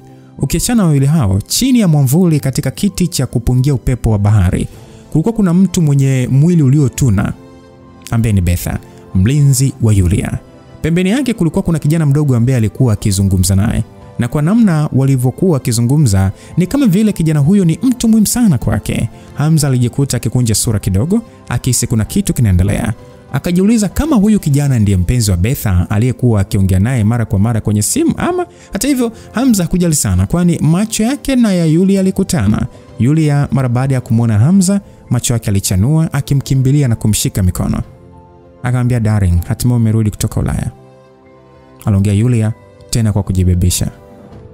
Ila kwa Hamza, mara baada ya kumwangalia usoni, alijua kabisa mwanamke huyo alikuwa akimuigizia. Ingawa hakujua mpango wake ni nini kuonyesha maigizo hayo, aliamua kutoa tu ushirikiano. Alinyoosha mkono wake, akamshika kidevu na kisha kuinama na kumkiss kwenye lipsi zake nyekundu. Hamza akasema, nilikumisi sana, nimerudi ndio. Basi Yulia akasema kwamba basi ngoja nikutambulisha hapa, huyu hapa anaitwa Sin, ni mtoto wa mjomba Ali, ndio amerudi kutoka nje ya nchi kwa ajili ya kusherehekea sikukuu za Christmas na mwaka mpya, aliongea Yulia. Sasa Yasin kwa kujiamini alitembea na kumsogelea Hamza huku akiwa na tabasamu usoni. Akasema kwamba nimesikia kutoka kwa sister, amejipatia shujaa mwenye kila sifa. Ni mara yangu ya kwanza kukuona. Naitwa Yasin Ali. Unaonekana kuwa na umri sawa na mimi hivyo nitakuita tu Hamza, aliongea huku akimpatia Hamza mkono, na Hamza alipokea bila shaka. Ijapokuwa walikuwa ndugu, Hamza alipomsikiliza tu huyo bwana alijua kabisa wawili hao hawana maelewano mazuri. Kitendo cha kusema wao wana umri unaolingana kilionekana kama ishara ya kumkejeli Yulia. Sasa kwa sababu uhusiano wao haukuwa mzuri, Hamza kujali sana kufahamiana na huyo bwana zaidi tu ya kuitikia salamu pekee. Yulia, nina jambo nataka kuongea na wewe. Unaonaje tukitafuta sehemu iliyotulia? Aliongea Hamza kwa haraka, akimzuia Yasin kuendelea kuongea naye. Kwa mtazamo wa Yasin, alijua Hamza angenywea kutokana na ukubwa wake, lakini matokeo yake yalikuwa ni tofauti. Hamza alionekana kutokumjali kabisa wala kuwa na hofu. Asa Yulia kusikia kauli ya Hamza aliganda kwa sekunde kadhaa, lakini pale pale alijikuta akicheka chini chini. Katika moyo wake alionekana kuridhishwa na Hamza. Basi akasema kwamba baby, huna haja ya kuwa na haraka. Tuna muda wa kutosha wa kuwa pamoja kwenye ulimwengu huu. Ni kwamba tu mdogo wangu Yasin amekuja kunipa zawadi ya farasi na wewe ndio umetokea. Unaonaje nikijaribu kwanza? Hamza kauliza, unajua kupanda farasi? Akajibu, ndio najua. Mimi singekuwa najua yani kungekuwa kuna haja ya mimi kujenga banda la farasi nyuma ya hoteli kubwa kama hii, singekuwa ni upotevu tu wa pesa. Hasa muda huo Betha aliyekuwa busy kuongea na mwanaume huku akionekana kumvalisha scarf shingoni, alisikika akisema ya kwamba bosi, nimesikia kusema naweza kupanda mimi au nimesikia vibaya? Yule akasema ya kwamba wewe, mpenzi wangu amekuja bwana, kaa mbali. Betha akasema hata kama ni kaa mbali, unadhani mpenzi wako tu ndio mwanaume? Mpenzi wangu Ayubu pia yupo hapa na ni handsome kuliko hata huyo mzee wako. Basi yule mwanaume mtanashati aliyekuwa na Betha alimtuliza akasema, unaongea nini mpenzi bwana, acha ukorofi basi. Na kisha pale pale akasimama na kumsogelea Hamza kwa kujiamini na kumpatia mkono. Akasema, hello bro, jina langu naitwa Afande Ayubu Masana kutoka kambi ya moto. Mara nyingi nakuwa safarini na bosi Yasin na ndo mara yangu ya kwanza kukuona. Mpenzi wangu ana tabia ukorofi mno, kwa hiyo naomba radhi kwa ajili yake na ni furaha kwangu kukutana na wewe. Hakuna shaka, hakika kweli ni mtanashati kunizidi mimi, aliongea Hamza kwa dhati kabisa na kumfanya Ayubu kucheka kidogo, na kisha akamsogelea bosi wake. Akasema kwamba bosi Yasin, ngoja nikailete ile farasi, sidhani kama kocha ataiweza kuiongoza. Basi Betha akasema kwamba Ayubu, wewe unaondokaje bila kuniaga wakati nimekupa zawadi? Ayubu ambaye alikuwa akitembea alisimama na kumkonyeza Betha, na kisha mrembo huyo alisogea na walipeana light kiss na kuachiana. Hamza aliyekuwa akiangalia wenza hao, mwili wake ulimsisimka na kujiambia kweli mapenzi ni upofu. Yule akasema kwamba darling, uletewe kinywaji ama? Sipendi kunywa chochote leo. Kwa nini sasa? Basi tusijisikie. Sister, ufarasi mimi ninayekupatia kama zawadi ni wa kipekee sana. Kwa kumwangalia tu lazima umpende. Yasin, unajua mimi na farasi wengi wazuri sana hapa Yupo Holly, Barry, Taylor. Nadhani haujapanga kunipatia farasi chotara. Banda langu halina nafasi kwa machotara. Farasi mimi nakupatia ni kama zawadi, ni wadamu safi kabisa sister. Labda nieleze hivi, kama mimi nisingeweka order kwa muda mrefu tokea mwaka jana huko Asia, nisingeweza kuinunua hata kwa msaada wa marafiki zangu, aliongea Yasini. Sasa Yulia mara baada ya kusikia hivyo alijikuta macho yake yakichanua kwa mshangao huku serious ukiongezeka. Akasema kwamba kama umeagiza kwa muda mrefu hivyo bado tu unataka kunipatia mimi? Yasini akasema una kila thamani ya kuwa dada yangu. Ndio maana nataka kukupatia kitu ambacho hela haiwezi kununua kwa wepesi. Kama ulishawahi kusikia Fargan House, basi ndio zaidi yangu kwako, aliongea Yasini huko sasa akipiga makofi mengi. Moja ya hobi ya Yulia tofauti na watu wengi ilikuwa ni farasi. Alikuwa akipenda farasi kuliko magari ya kifahari, na hiyo ilimfanya kufuatilia aina nyingi ya farasi duniani na uwezo wao. Hivyo jina la hiyo farasi halikuwa geni kwake. Yulia akasema kwamba umelipia shilingi ngapi mpaka kuipata? Nasikia farasi wa aina hiyo hawazidi 3,000 duniani. Yasini akasema hela sio swala. Mbona kwanza hela ni swala dogo sana kwangu bwana. Japokuwa mdogo wako sio tajiri kama wewe, lakini mimi sikosi ya kukununulia zawadi ya Christmas. Yulia akasema umekuja na bahati leo. Mimi ni mpenzi sana wa farasi na ni kwa muda mrefu sana nimekuwa nikizifuga, lakini sijawahi kupata damu ya farasi aina Fargan kabisa. Kwanza unajua kupanda farasi? Aliongea Yulia akimwangalia Hamza. Hamza akasema ndio. Yasini akacheka akasema safi sana, unaweza kuendesha utakavyo baadaye. Sasa wakati wakiongea, sauti kali ya farasi iliweza kusikika kutoka mbali.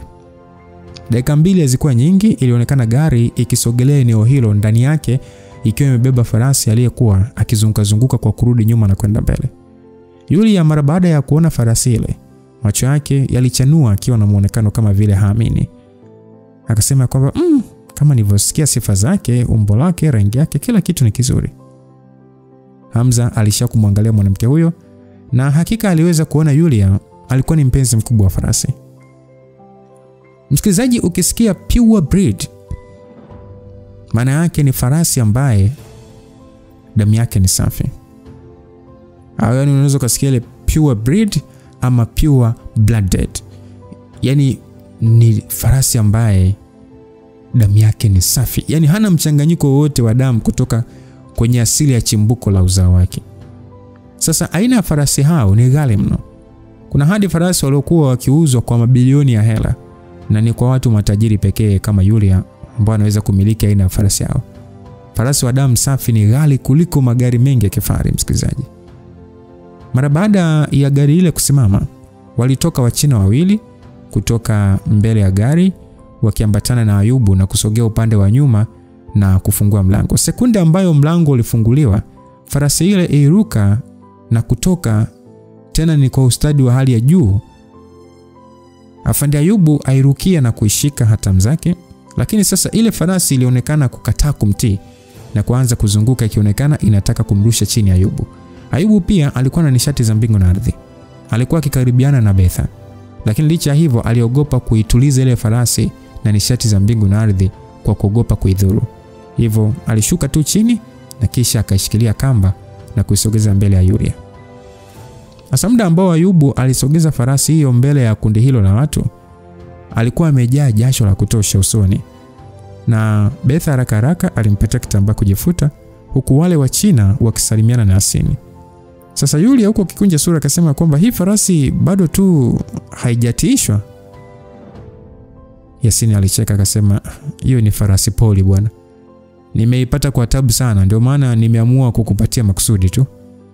Sister Hamza, mnaonaje mkijaribisha kuipanda? Aliongea Yasini huku akiangaliana na wale wa China na kucheka.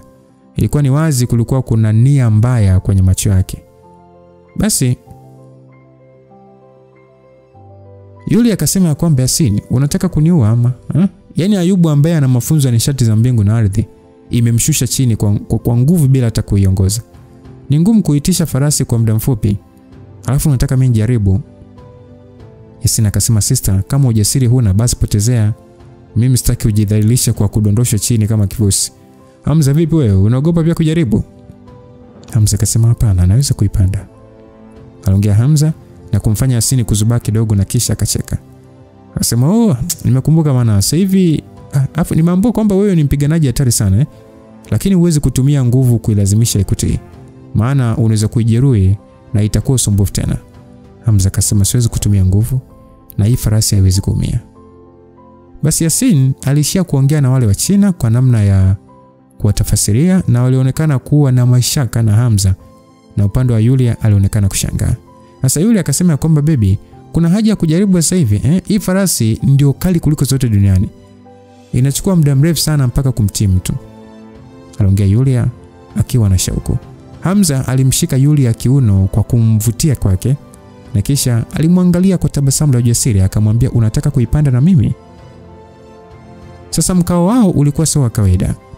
Kwa namna sura zilivyokaribiana, Yulia aliweza kuona ni kwa namna gani Hamza alikuwa kijiamini.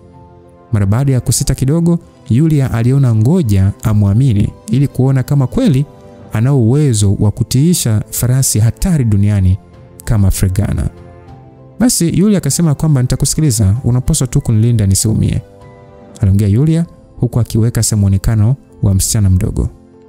Sasa mara baada ya Yasin kusikia wale hao wanakwenda kupanda hiyo farasi, hajikuta akisota ndani kwa ndani, lakini kwa nje aliwapigia makofi. Akasema safi sana Hamza, hakika una ujasiri. Ndio maana mwanamke kama dada yangu ameweza kukupenda. Ayubu, mpatie hata Hamza. Ayubu bila kusita alifanya kama bosi wake alivyosema na kumpatia Hamza kamba za farasi ile.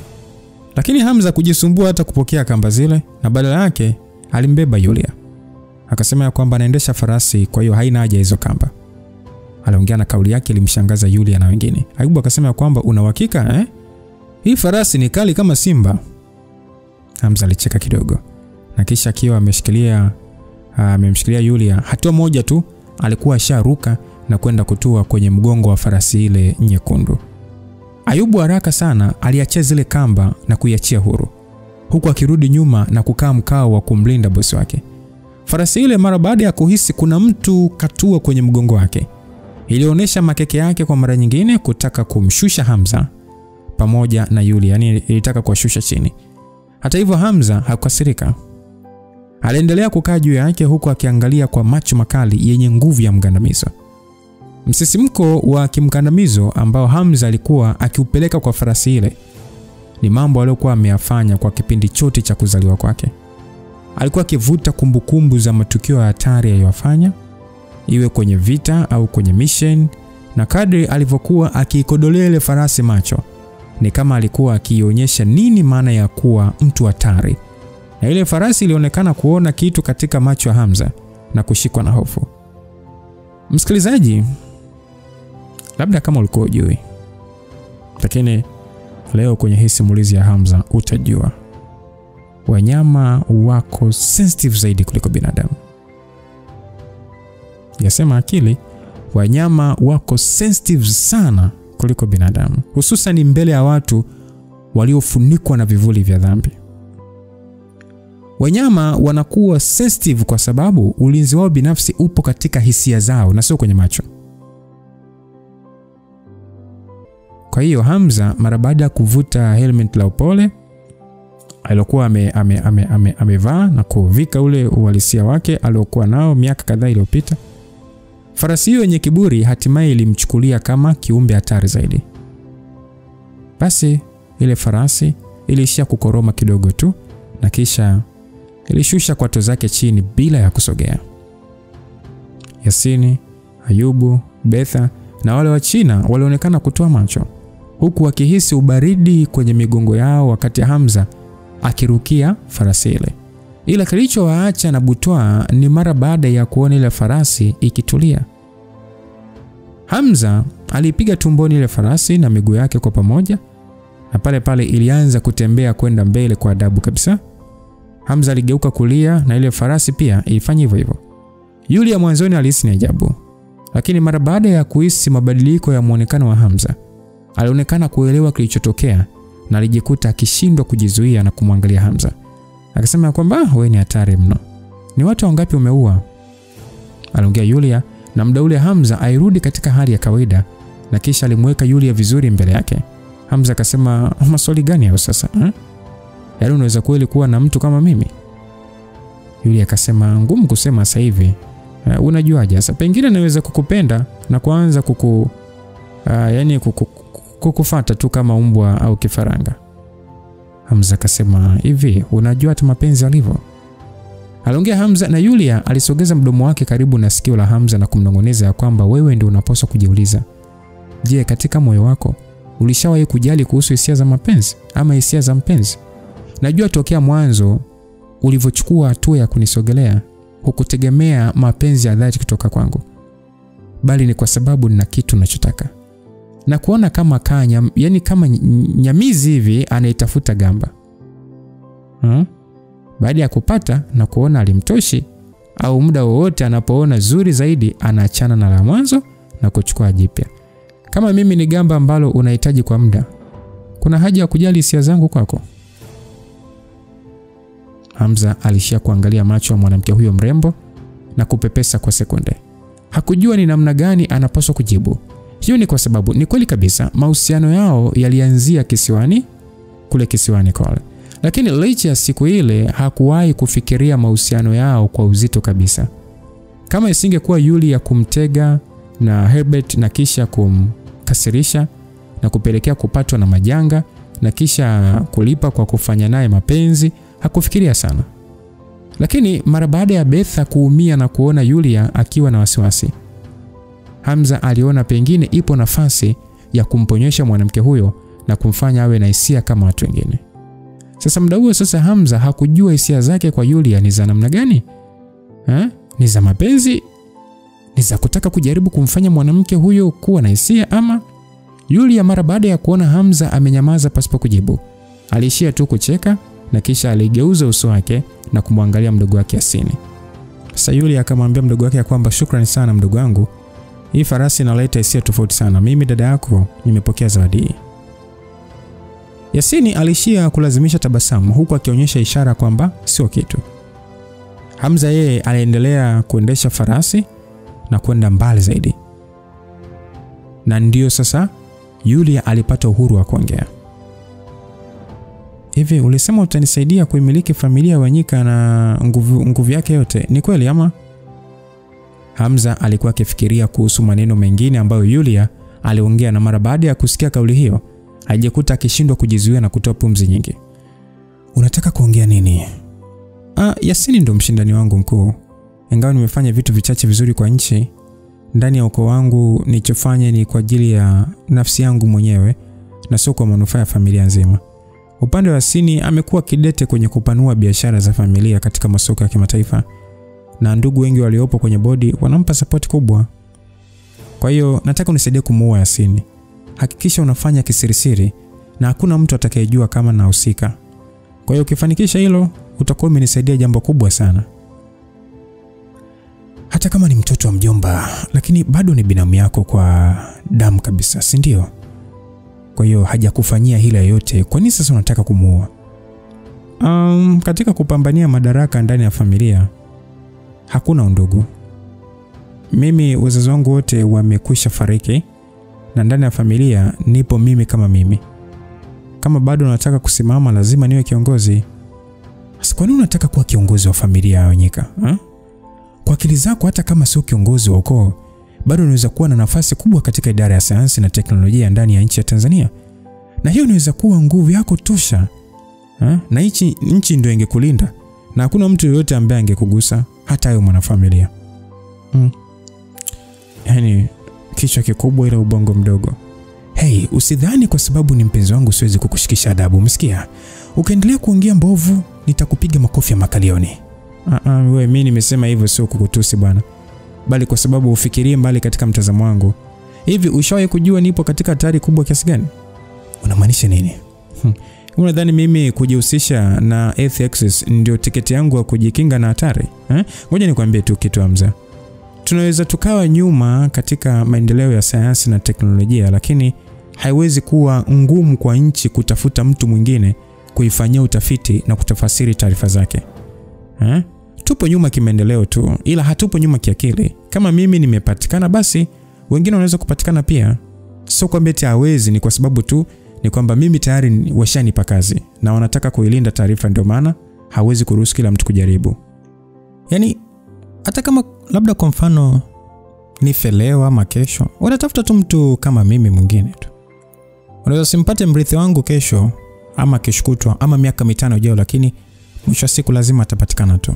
Unajua nchi yetu sasa hivi tumetoka katika kuiendesha kwa manufaa yetu binafsi, na tumeimarika kifikra kuangalia ni kipi ambacho nchi inafaidika, na viongozi kupitia malibu wamejengewa mtazamo huo.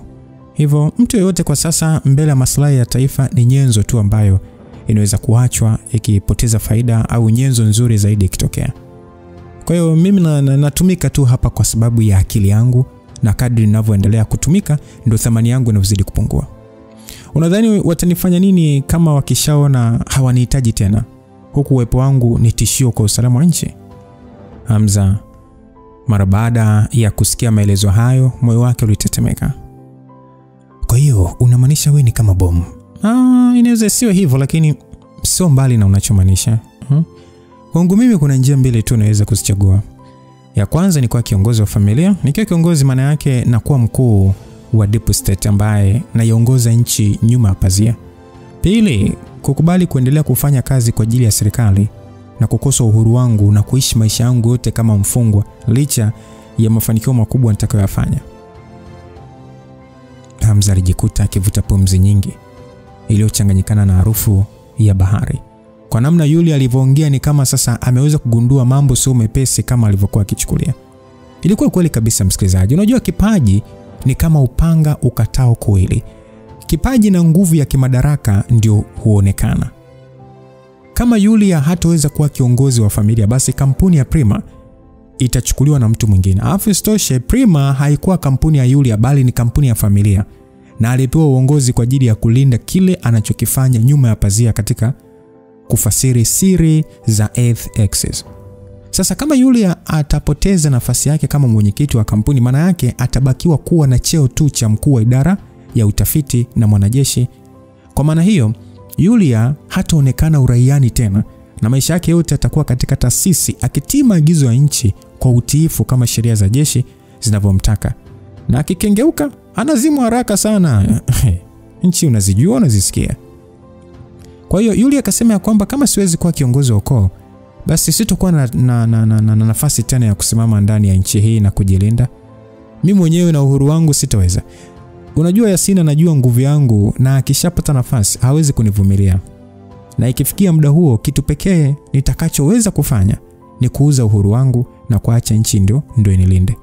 Yaani naweza kusema labda nitoroke na hela nilizokuwa nazo nikaishe mbali, lakini hakuna ambaye ataniacha niwe salama. Watanitafuta tu na kuniua popote pale.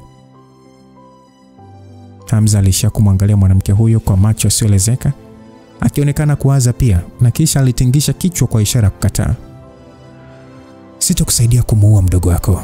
Kwa nini sasa? Si ulisema unakwenda kunifanya kiongozi? Ya, kwa sababu nikifanya hivyo hautakuja kuelewa hisia za ubinadamu zilivyo. Bwana mimi naona bado unaniamini sana bwana. Kwa hiyo nadhani yani mimi nitatoa chozi yani nikishapatwa na hisia za kibinadamu? Inasikitisha kwa sababu pengine muda huo nikiwa na hisia nitakuwa nishapata uhuru wangu tayari. Haiwezekani. Siwezi kuruhusu itokee. Kivipi? Utaweza kupigana na nchi kwa ajili yangu wewe? Hebu acha hizo bwana. Usiniambie kwamba tunao uwezo huo. Kwamba tupo tayari. Mbele yako unachopendelea zaidi ni muonekano wangu tu. Pengine miaka 10 au 20 ijayo mimi nitakuwa nimepoteza mvuto. Na utaniacha, alafu mimi nitafanya nini?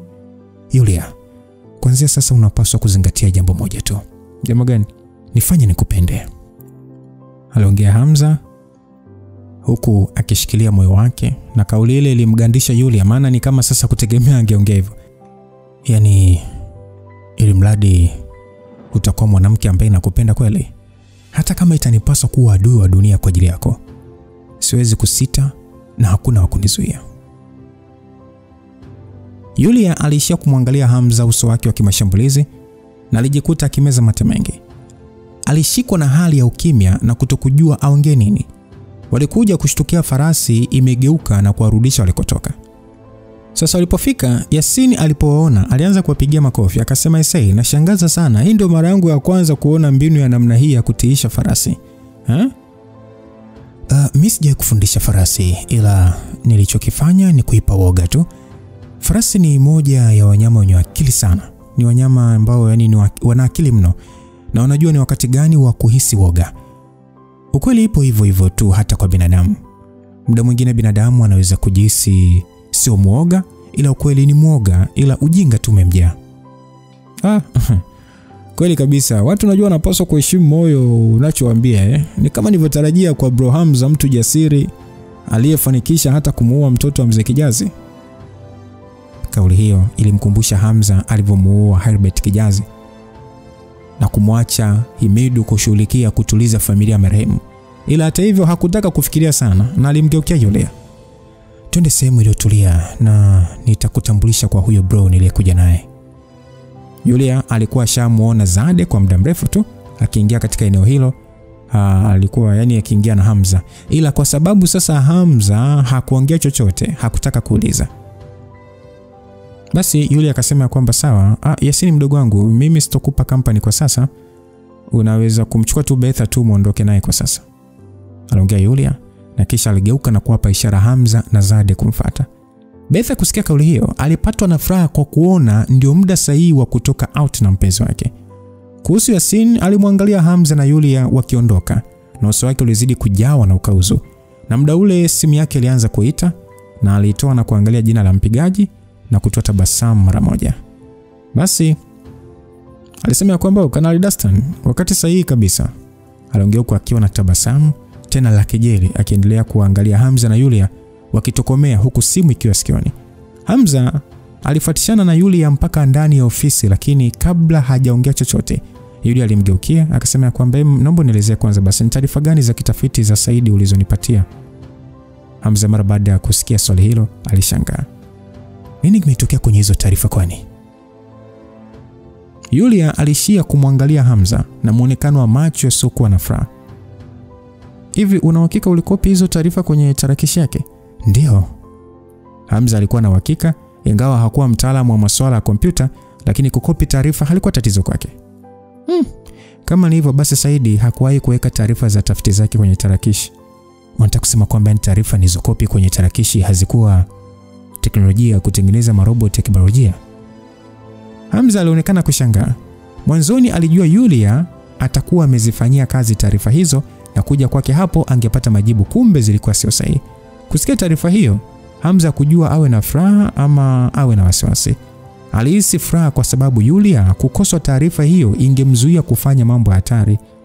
Lakini kilichompa wasiwasi ni kwamba kama Saidi atarudi na hakuna taarifa zote juu ya tafiti hizo, ingekuwa ngumu zaidi kudili na Saidi. Unajua huyo Saidi niseme tu ana uwezo. Hii inamaanisha taarifa zote amezikariri ili ziwe salama zaidi.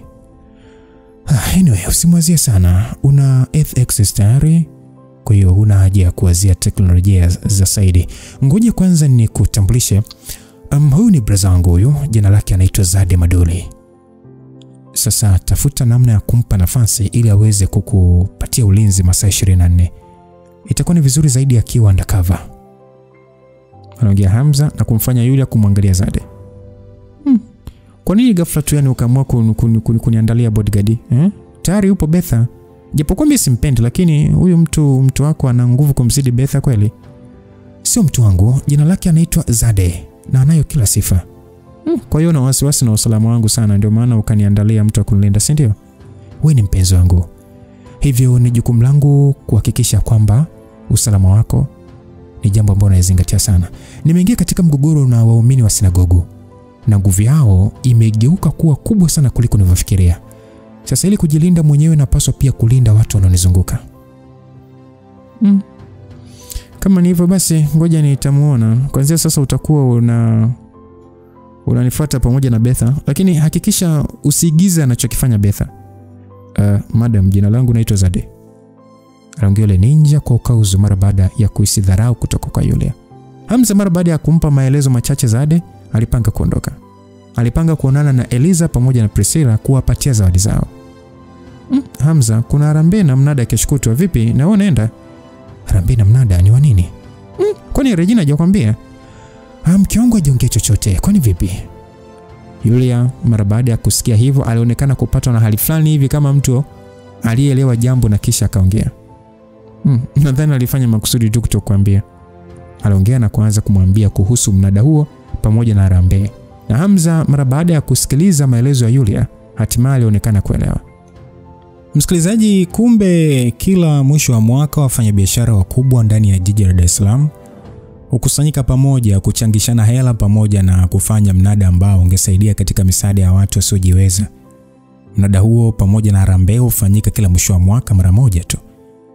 Kushiriki katika mnada huo ni moja ya sehemu ya kujijengea taswira na heshima kwa jamii.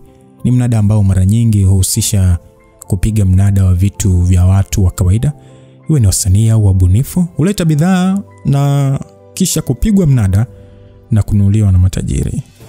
Vitu hivyo havina thamani sana kwa matajiri hao. Mara nyingi ni kama tu taratibu tu au namna ya kutoa msaada, lakini malengo makubwa pia ni kuhimiza wabunifu na wasanii kuongeza juhudi pia, kuliko ile kutoa hela moja kwa moja bila kufanya kazi. Hivyo ni mnada ambao ni maarufu mno. Sasa Yulia huku akicheka akisema kwamba Regina anashiriki pia kila mwaka. Tena kawaida kwa sababu nyie ni wanandoa, unapaswa kushiriki naye. Lakini kwa sababu hajakwambia, labda tu hataki kuongozana na wewe ama hataki nikuone. Sio lazima iwe kweli. Pengine hajapata tu muda kuniambia. Basi kama hatakwambia, unaonaje tukishiriki pamoja? Una haja kunichokoza, siwezi kuthubutu. Mimi najua tu huwezi kuthubutu. Haya, unaweza kwenda, tutawasiliana tukiwa na lolote. Nataka kwanza ni deal na huyu Yasin. Hamza pia alitamani kumfurahisha Yulia, lakini ingekuwa ni ngumu kwenda naye yeye na kisha akamwacha Regina. Ingekuwa ni ushenzi wa hali ya juu sana. Basi Hamza muda wote wa mchana aliutumia kugawa zawadi. Alianza kumpelekea Priscilla ambaye alifurahi kumuona na pia kupewa zawadi. Istoshe ilikuwa ni zawadi ya pili kutoka kwa Hamza. Ya kwanza ilikuwa ni gauni ambalo hakuwahi kuwazia kulinunua. Hamza mara baada ya kufika kwa Eliza na kumpelekea zawadi, mrembo huyu alifurahi sana. Sio kwa sababu ya thamani kubwa ya zawadi hizo, bali Hamza aliwakumbuka ndugu, wazazi na ndugu zake kuwanunulia zawadi. Eliza alimwambia Hamza ndugu zake wangekuja Dar kwa ajili ya sherehe ya Christmas, na kama atakuwa na muda anakaribishwa. Basi sema nitaangalia itakavyokuwa, ijapokuwa naweza kuwa busy sana siku hiyo, ila nitaangalia namna kupata chakula pamoja. Msikilizaji, kweli ni kwamba ndugu wa Eliza walitamani sana kumuona Hamza. Hiyo yote ni kutokana na msaada mkubwa aliowapatia. Walikuwa wakijua Hamza ana mke, hivyo waliona isingekuwa sahihi kumwambia Eliza ampeleke Iringa, na badala yake waliona wao ndio waje wapate nafasi ya kumuona. Kati ya wanawake wote Hamza hakupanga kupeleka zawadi ni Irene, kwa sababu hisia zake kwa mwanamke huyo bado hazikuwa ni zimeeleweka bayana. Sasa mara baada ya kufika nyumbani, alimpigia simu na kuongea naye na kisha kukubaliana kuonana siku inayofuata. Mara baada ya kukata simu, alijua Regina alisharudi kazini, hivyo alitoka chumbani na kushuka chini. Wakati anashuka, aliweza kumsikia Regina akiongea na shangazi kwa furaha sana. Walikuwa wako upande wa jikoni. Regina alikuwa hata hajafika chumbani kwake na kubadilisha, na alionekana akiongea mfululizani. Yaani shangazi, unajua nishaanza kupata na msisimko kabisa ni. Kumbe kuvuna nishati yani kunamfanya mtu kujisikia vizuri hivi. Yaani naisani mwili wangu wote ni kama umeshikwa na hali ubaridi, na naweza kusikia pia pumzi zangu. Shangazi aliyekuwa busy kuandaa chakula aliendelea kumsikiliza Regina tu na tabasamu. Ni hatua nzuri sana Regina. Hapo unachukuliwa umeingia rasmi katika hatua ya nusu mzunguko. Nadhani nafsi ya bibi yako inakuangalia na kukuongoza, aliongea shangazi akiwa na furaha kubwa. Shangazi pia ni mtu wa bondeni, msikilizaji, usijisaulishe kwenye hilo Shangazi pia ni mtu wa bondeni. Kama Regina akiweza kuvuna nishati na kupanda level, ingekuwa rahisi kwao kurudi kwenye asili yao na kupokelewa. Wife, ndio kwanza upo kwenye daraja la nusu mzunguko. Safari iliyopo mbele yako ni ndefu mno. Una haja ya kufurahi namna hiyo, aliongea Hamza aliyeegemea mlango wa jikoni. Anyway, unadhani kila mtu ana kipaji kama wewe? Mimi sijawahi kuwazia katika maisha yangu eti kwamba nitakuja kuhisi hivi. Watu wenye nishati za mbingu na ardhi niliwaona kama watu waliopatwa na bahati sana. Sasa na mimi nimepanda level, kwa nini sifurahi? Regina, unajua umejaliwa akili nyingi sana, Nina uhakika ukiendeleza juhudi utakuwa mtaalamu hapo baadaye. Kuhusu mwisho utakaofika ni ngumu kutabiri kwa sasa, aliongea shangazi Hamza alisogea na kumshika Regina mkono na kupima msukumo wa damu, na macho yake yalionyesha mshangao. Ilionekana ni kweli, nguvu ya msukumo wa damu ilionekana kuwa mara 2 na mwanzo. Hili andiko linaonekana kuwa na nguvu kubwa kweli. Yaani ndio kwanza upo level ya nusu mzunguko. Lakini mzunguko wako wa damu umeimarika kiasi hiki. Ni urithi wa babu na bibi walioniachia. Alafu sasa hivi baada ya kujisi hivi, yani nimegundua ni naweza kufanya kitu cha kimaajabu. Kitu cha kimaajabu unamaanisha nini? Aliongea Hamza kwa mshangao, na haikuwa kwake tu, hata kwa shangazi pia. Regina alichukua glasi na kisha alimimina maji ya moto kwenye ile glasi na kisha akashikilia kwa nguvu. Ndani ya sekunde chache tu, yale maji yalianza kupoa kwa kasi ya ajabu sana na kuwa baridi kiasi cha kuelekea kushikwa na ukungu wa baridi. Mnaonaje ya maajabu? Kipindi cha jua kali naweza tu kununua strawberry popote pale na kuzipa ubaridi na nakula, na pia naweza kushikilia ice cream kwa muda mrefu bila hata kuyayuka. Kwa hiyo ni rahisi sana. Yaani mnajua mimi nashangaa Aliongea Regina yani kama vile yani anataka kuruka. Sasa Hamza na shangazi walijikuta wakiangaliana na kuonekana yani wakiwa kama wamechanganyikiwa. I say, wife, umewezaje hili? Hamza alishindwa kuelewa kabisa na kujikuta akimwangalia Regina kwa shauku. Regina mara baada ya kuona walivyochanganyikiwa alionekana kujivunia zaidi. Mimi sielewi, mimi nilikuwa nikiwaza jambo fulani hivi, ila ghafla tu yale maandishi ni kama yani yamejitafsiri katika kichwa changu, na kuna sauti inaniambia ni hisi hivi kwenye moyo wangu na mikono yangu itaonesha matokeo, na ndio kilichotokea. Okay, anyway, lakini ndio kwanza upo level nusu mzunguko. Kuweza kutoa nishati ya mbingu na ardhi inaweza fanywa na mtu aliyefikia level ya nafsi na kupata ufunuo. Wapo hata baadhi ya watu wamefikia level ya nafsi lakini hawajawahi pata ufunuo wa namna ya kutoa nishati zao nje zaidi tu ya kuzitawala ndani ya miili yao tu. Hamza hakuelewa, hajawahi kusikia mahali popote pale katika mafunzo ya nishati mtu akiwa katika level ya nusu mzunguko kupata ufunuo. Msikilizaji, ikumbukwe kwamba mafunzo ya nishati ni kama mtu anavyofanya maombi.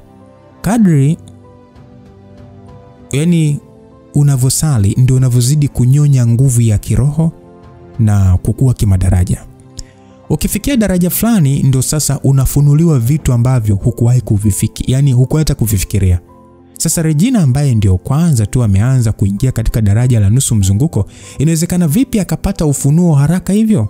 Hata shangazi anaonekana kushangaa sana. Shangazi akasema, Regina, mbinu unaojifunza ndio bibi yako alijifunza pia unajua lakini ulichofanya ni tofauti kabisa na bibi yako. Alikuwa akitoa nishati lakini haikuwa ya ubaridi mkali kama wewe. Aliongea shangazi. Hamza hata yeye aliweza kuthibitisha usasa wake. Alichotoa Regina kilionekana kukosa uhusiano na ufunuo kabisa wa kinishati. Kwa sababu siku zote nishati ina nguvu mno kiasi kwamba ili mtu ahimili kutoa lazima afikie daraja la ukamilisho wa mwili au ukaidi wa asili. Kitu ambacho Regina alikuwa mbali sana, lakini hata hivyo Hamza alifikiria tofauti. Aliona pengine ni kama nyakasura tu, watu waliozaliwa tayari na uwezo ambao unahitaji kitu kama switch tu kuamsha. Hamza aliona kama ni kweli basi anachokifikiria Regina ni ujinga kutaka tu kutumia uwezo huo kuzipa baridi strawberry. Kwa sababu kama uwezo upo ndani yake, mara nyingi ni hatari kama mtu hawezi kudhibiti na anaweza kuua mtu bila kusudia. Sasa yani unajua sielewi, yani mbona kama mna hali ya maisha yako usoni, kuna kitu nimekosea? Regina, kuna hali mbaya unajisikia mwilini? Aliongea shangazi akimwangalia Regina kwa wasiwasi. Hapana, mimi najisikia vizuri tu, mwili wangu ni mwepesi sana. Wife, hebu kwa sasa uwezekano huo, kuna uwezekano aina mbili. Kwanza labda ile pete ndio inaonesha athari zake kwako, au mwili wako wenyewe ulikuwa na uwezo ambao umeanza kujionyesha wenyewe baada ya kuanza mafunzo. Kwa sasa hakuna uwezekano wa kujua nini kinakutokea. Kama utaendelea kuhisi hakuna tofauti katika mwili wako, basi unaweza kuendelea kujifunza. Hamza alifikiria mambo mawili kwa wakati mmoja. Nishati ile iliyotoka katika pete kumponya Regina ilikuwa pia na nguvu ya ubaridi, lakini hakutaka kuamini moja kwa moja kama ndio imemfanya Regina kuwa na uwezo huo. Pengine Regina mwenyewe ndio alikuwa na uwezo ambao labda alizaliwa nao. Regina mara baada ya kusikia maelezo ya Hamza alionekana kufarijika. Istoshe alimwamini Hamza kwa sababu si alikuwa gwiji. Vyovyote vile tu inaweza kuwa na faida kwa Regina na kwa familia kwa ujumla. Leo naenda kupika chakula kizuri sana kwa ajili ya kusherehekea. Shangazi unapika chakula kingi, huna haja ya kuongezea sana, aliongea Regina na kumfanya shangazi kucheka na Hamza pia. Sasa wakati wa chakula cha usiku, Hamza alimwambia Regina atatoka kesho kwenda kuonana na Irene. Hakutaka tu kuondoka kimya kimya. Regina kusikia hivyo uso wake pale pale ulionyesha hali ya kutokufurahi. Niko busy na kazi, lakini wewe una hadi muda wa kusindikiza watu matembezi. Hata hivyo sitaki kujali unachofanya, unaweza kwenda tu, aliongea Regina kwa sauti hafifu. Hamza mara baada ya kuona amemfanya mwanamke huyo kutokuwa na furaha, alijikuta akitoa tabasamu la haya. Mke wangu, unaonaje baada ya chakula twende tukatembee? Tunaweza kwenda kuangalia movie na miwani za teknolojia mpya Meta. Hamza alikumbuka hajatoka out sana na Regina, lakini alishawahi kwenda na Dina na Eliza kuangalia filamu. Lakini muda huo alikumbuka kulikuwa na uzinduzi wa teknolojia mpya ya miwani ya kampuni ya Meta ambazo zilikuwa zikitumiwa kwa mara ya kwanza katika moja ya ukumbi wa sinema Mlimani nchini Tanzania. Lakini itakuwa vizuri Regina, mnaweza kwenda kuangalia movie. Isitoshe muda bado mapema sana, na ukikaa nyumbani upumziki zaidi ya kufanya kazi tu, aliongea shangazi haraka kumpigia pasi Hamza. Regina kusikia hivyo aliguswa moyoni. Ijapokuwa kuangalia filamu kwa Tanzania ilikuwa sio maarufu sana kama date, lakini Regina ambaye alikuwa na exposure alitamani kujaribu pia. Mara yake ya mwisho kwenda kuangalia sinema ilikuwa nchini Marekani, na alienda na marafiki zake waliokuwa na wapenzi wao huko Las Vegas. Ila tokea hapo hakuwahi tena baada ya kuchukua hatamu ya uongozi wa kampuni. Ni wapi tunaenda kuangalia, na ni filamu gani? Kama sio nzuri mimi siende. Tunaenda Century Cinemax Mlimani City, pale ndo pazuri. Filamu inaitwa The Descent, aliongea Hamza, na Regina alitengesha kichwa. Hamza mara baada ya Regina kukubali alitamani kutoa kicheko cha furaha, lakini alijifanya tu ile kushangaa. Wife, mbona hata ulizi ni filamu inahusiana na nini? Si umesema kama ni mbaya huendi? Regina alijikuta kishangaa na kukumbuka alikubali haraka haraka bila kufikiria. Jina ndo nimelipenda, kwa nimeona ni nzuri. Kwani ni mbaya au basi tusiende? Ni nzuri, halafu napenda nikaiangalie na wewe mke wangu, aliongea Hamza na tabasamu. Baada ya chakula, Regina alibadilisha na kuvaa vazi la rangi ya grey na mkoba Prada mdogo tu. Kwa style aliyovaa hakuwa kama bosi wa kampuni kubwa kama ya Dosam. Alionekana kama mrembo ambaye amemaliza chuo na ndio anatoka date na mpenzi wake. Uzuri wake haukuwa ule wa vipodozi, ulikuwa ni ule wa asili na ngozi laini iliyotunzwa vizuri. Moja ya sababu ambazo zinamfanya Regina kuvutia ni silika yake ya ukauzu. Yaani ni kama ilimuongezea hadhi ya mwanamke wa matawi. Mara baada ya kuelekea garage na Hamza kumuona Regina alikuwa akielekea moja kwa moja katika gari yake, alimzuia haraka. Wife, tunaenda date, kwa hiyo haina haja kutumia gari la kuteka attention ya watu. Tutumie tu ya muonekano wa kawaida. Regina alishia kuitikia na kisha alimfuata Hamza na kuingia kwenye Mercedes S65. Haikuwa gari ya kawaida kithamani, ilikuwa gari ya kawaida kimuonekano pekee, ila ilikuwa ikigharimu zaidi ya milioni 400 za Kitanzania mpaka 600 hivi kuweza kuingiza Tanzania. Sasa Hamza aliendesha gari mpaka Mlimani City. Mara baada ya kuingia na kuegesha gari, alitumia simu kununua tiketi haraka haraka. Regina ilikuwa mara yake ya kwanza kuja Mlimani kwa ajili ya kuangalia filamu, na pia alikuwa ni mgeni kwenye kutumia simu kama hivyo kununua tiketi. Wife, kuna siti maalum za wapenzi, tuchukue hizi au za kawaida? Ndio zikoje hizo za wapenzi? Tunatenganishwa na watu wengine, tunakuwa sisi tu yani, aliongea Hamza huku akimkonyeza. Wewe unapanga kufanya vitu vichafu sio? Wife, vitu gani vichafu? Wapenzi wakiwa wanaangalia filamu Ni kawaida kufanya vitu kama kukiss, kushikana na mengineyo. Sasa kwa nini useme ni vichafu? Wewe kama ni hivyo basi mimi siendi. Basi mke wangu. Hatutoka pamoja. Sitokukisi wala kukugusa, sawa? Basi twende tu na hizo za mapenzi.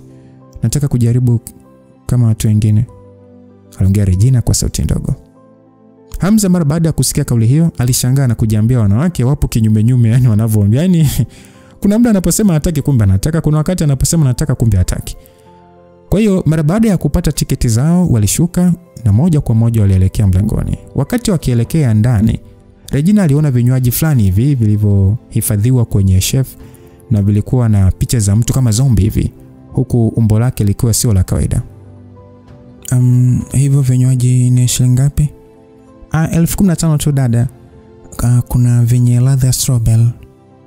Wakati Hamza akitaka kuuliza kwa nini wameweka nembo za picha ya mazombi, alisogea mteja mwingine na kuongea kauli ambayo ilimshangaza Hamza kidogo. Yule mteja alisema ya kwamba dada, chungu changu kimeachwa. Aliongea yule mteja na Hamza pale ni kama kuna swala lilichipua kwenye akili yake. Sasa huyu aliyeuliza kwamba dada, chungu changu kimeachwa, Hamza atafanya nini? Msikilizaji, tuna tayari hawa wenzetu, yani Hamza pamoja na Regi, walikuwa wametunyima mambo mengi sana ambayo tulikuwa tunatamani sana kuyafahamu kwa hapa Tanzania mara baada ya wao kwenda kule Paris. Lakini baada ya kurudi, vitu vyetu sasa ama mambo yetu mbalimbali ambayo tuliacha Tanzania, sasa tunakuja kuona yamefikia wapi, yanaendeleaje. Ninafahamu una muda mrefu sana hujamsikia Lambla, hujamsikia Saidi, hujamsikia. Sasa ni kumekucha. Okay? Yes. Na tena Regina sasa hivi sio wa baridi, Regina ni wa moto. Sasa unajichanganya kwenye hii kapo. Just imagine, unashambuliwa na shangazi, unashambuliwa na Regi, unashambuliwa na Hamza. Si utabakia sambusa ya nyama wewe? Tukutane sehemu inayofuata msikilizaji. Kumbuka mtayarishaji wa hii simulizi ni Isa Singano na niliyekusimulia hii simulizi ni mimi Lucas Lumbasi. Kama vile neema iliyotumika kutukutanisha kwenye hii sehemu, basi hii kwa mapenzi yake Mungu tukutanishe sehemu inayofuatia. God be with you till we meet again. Bye bye.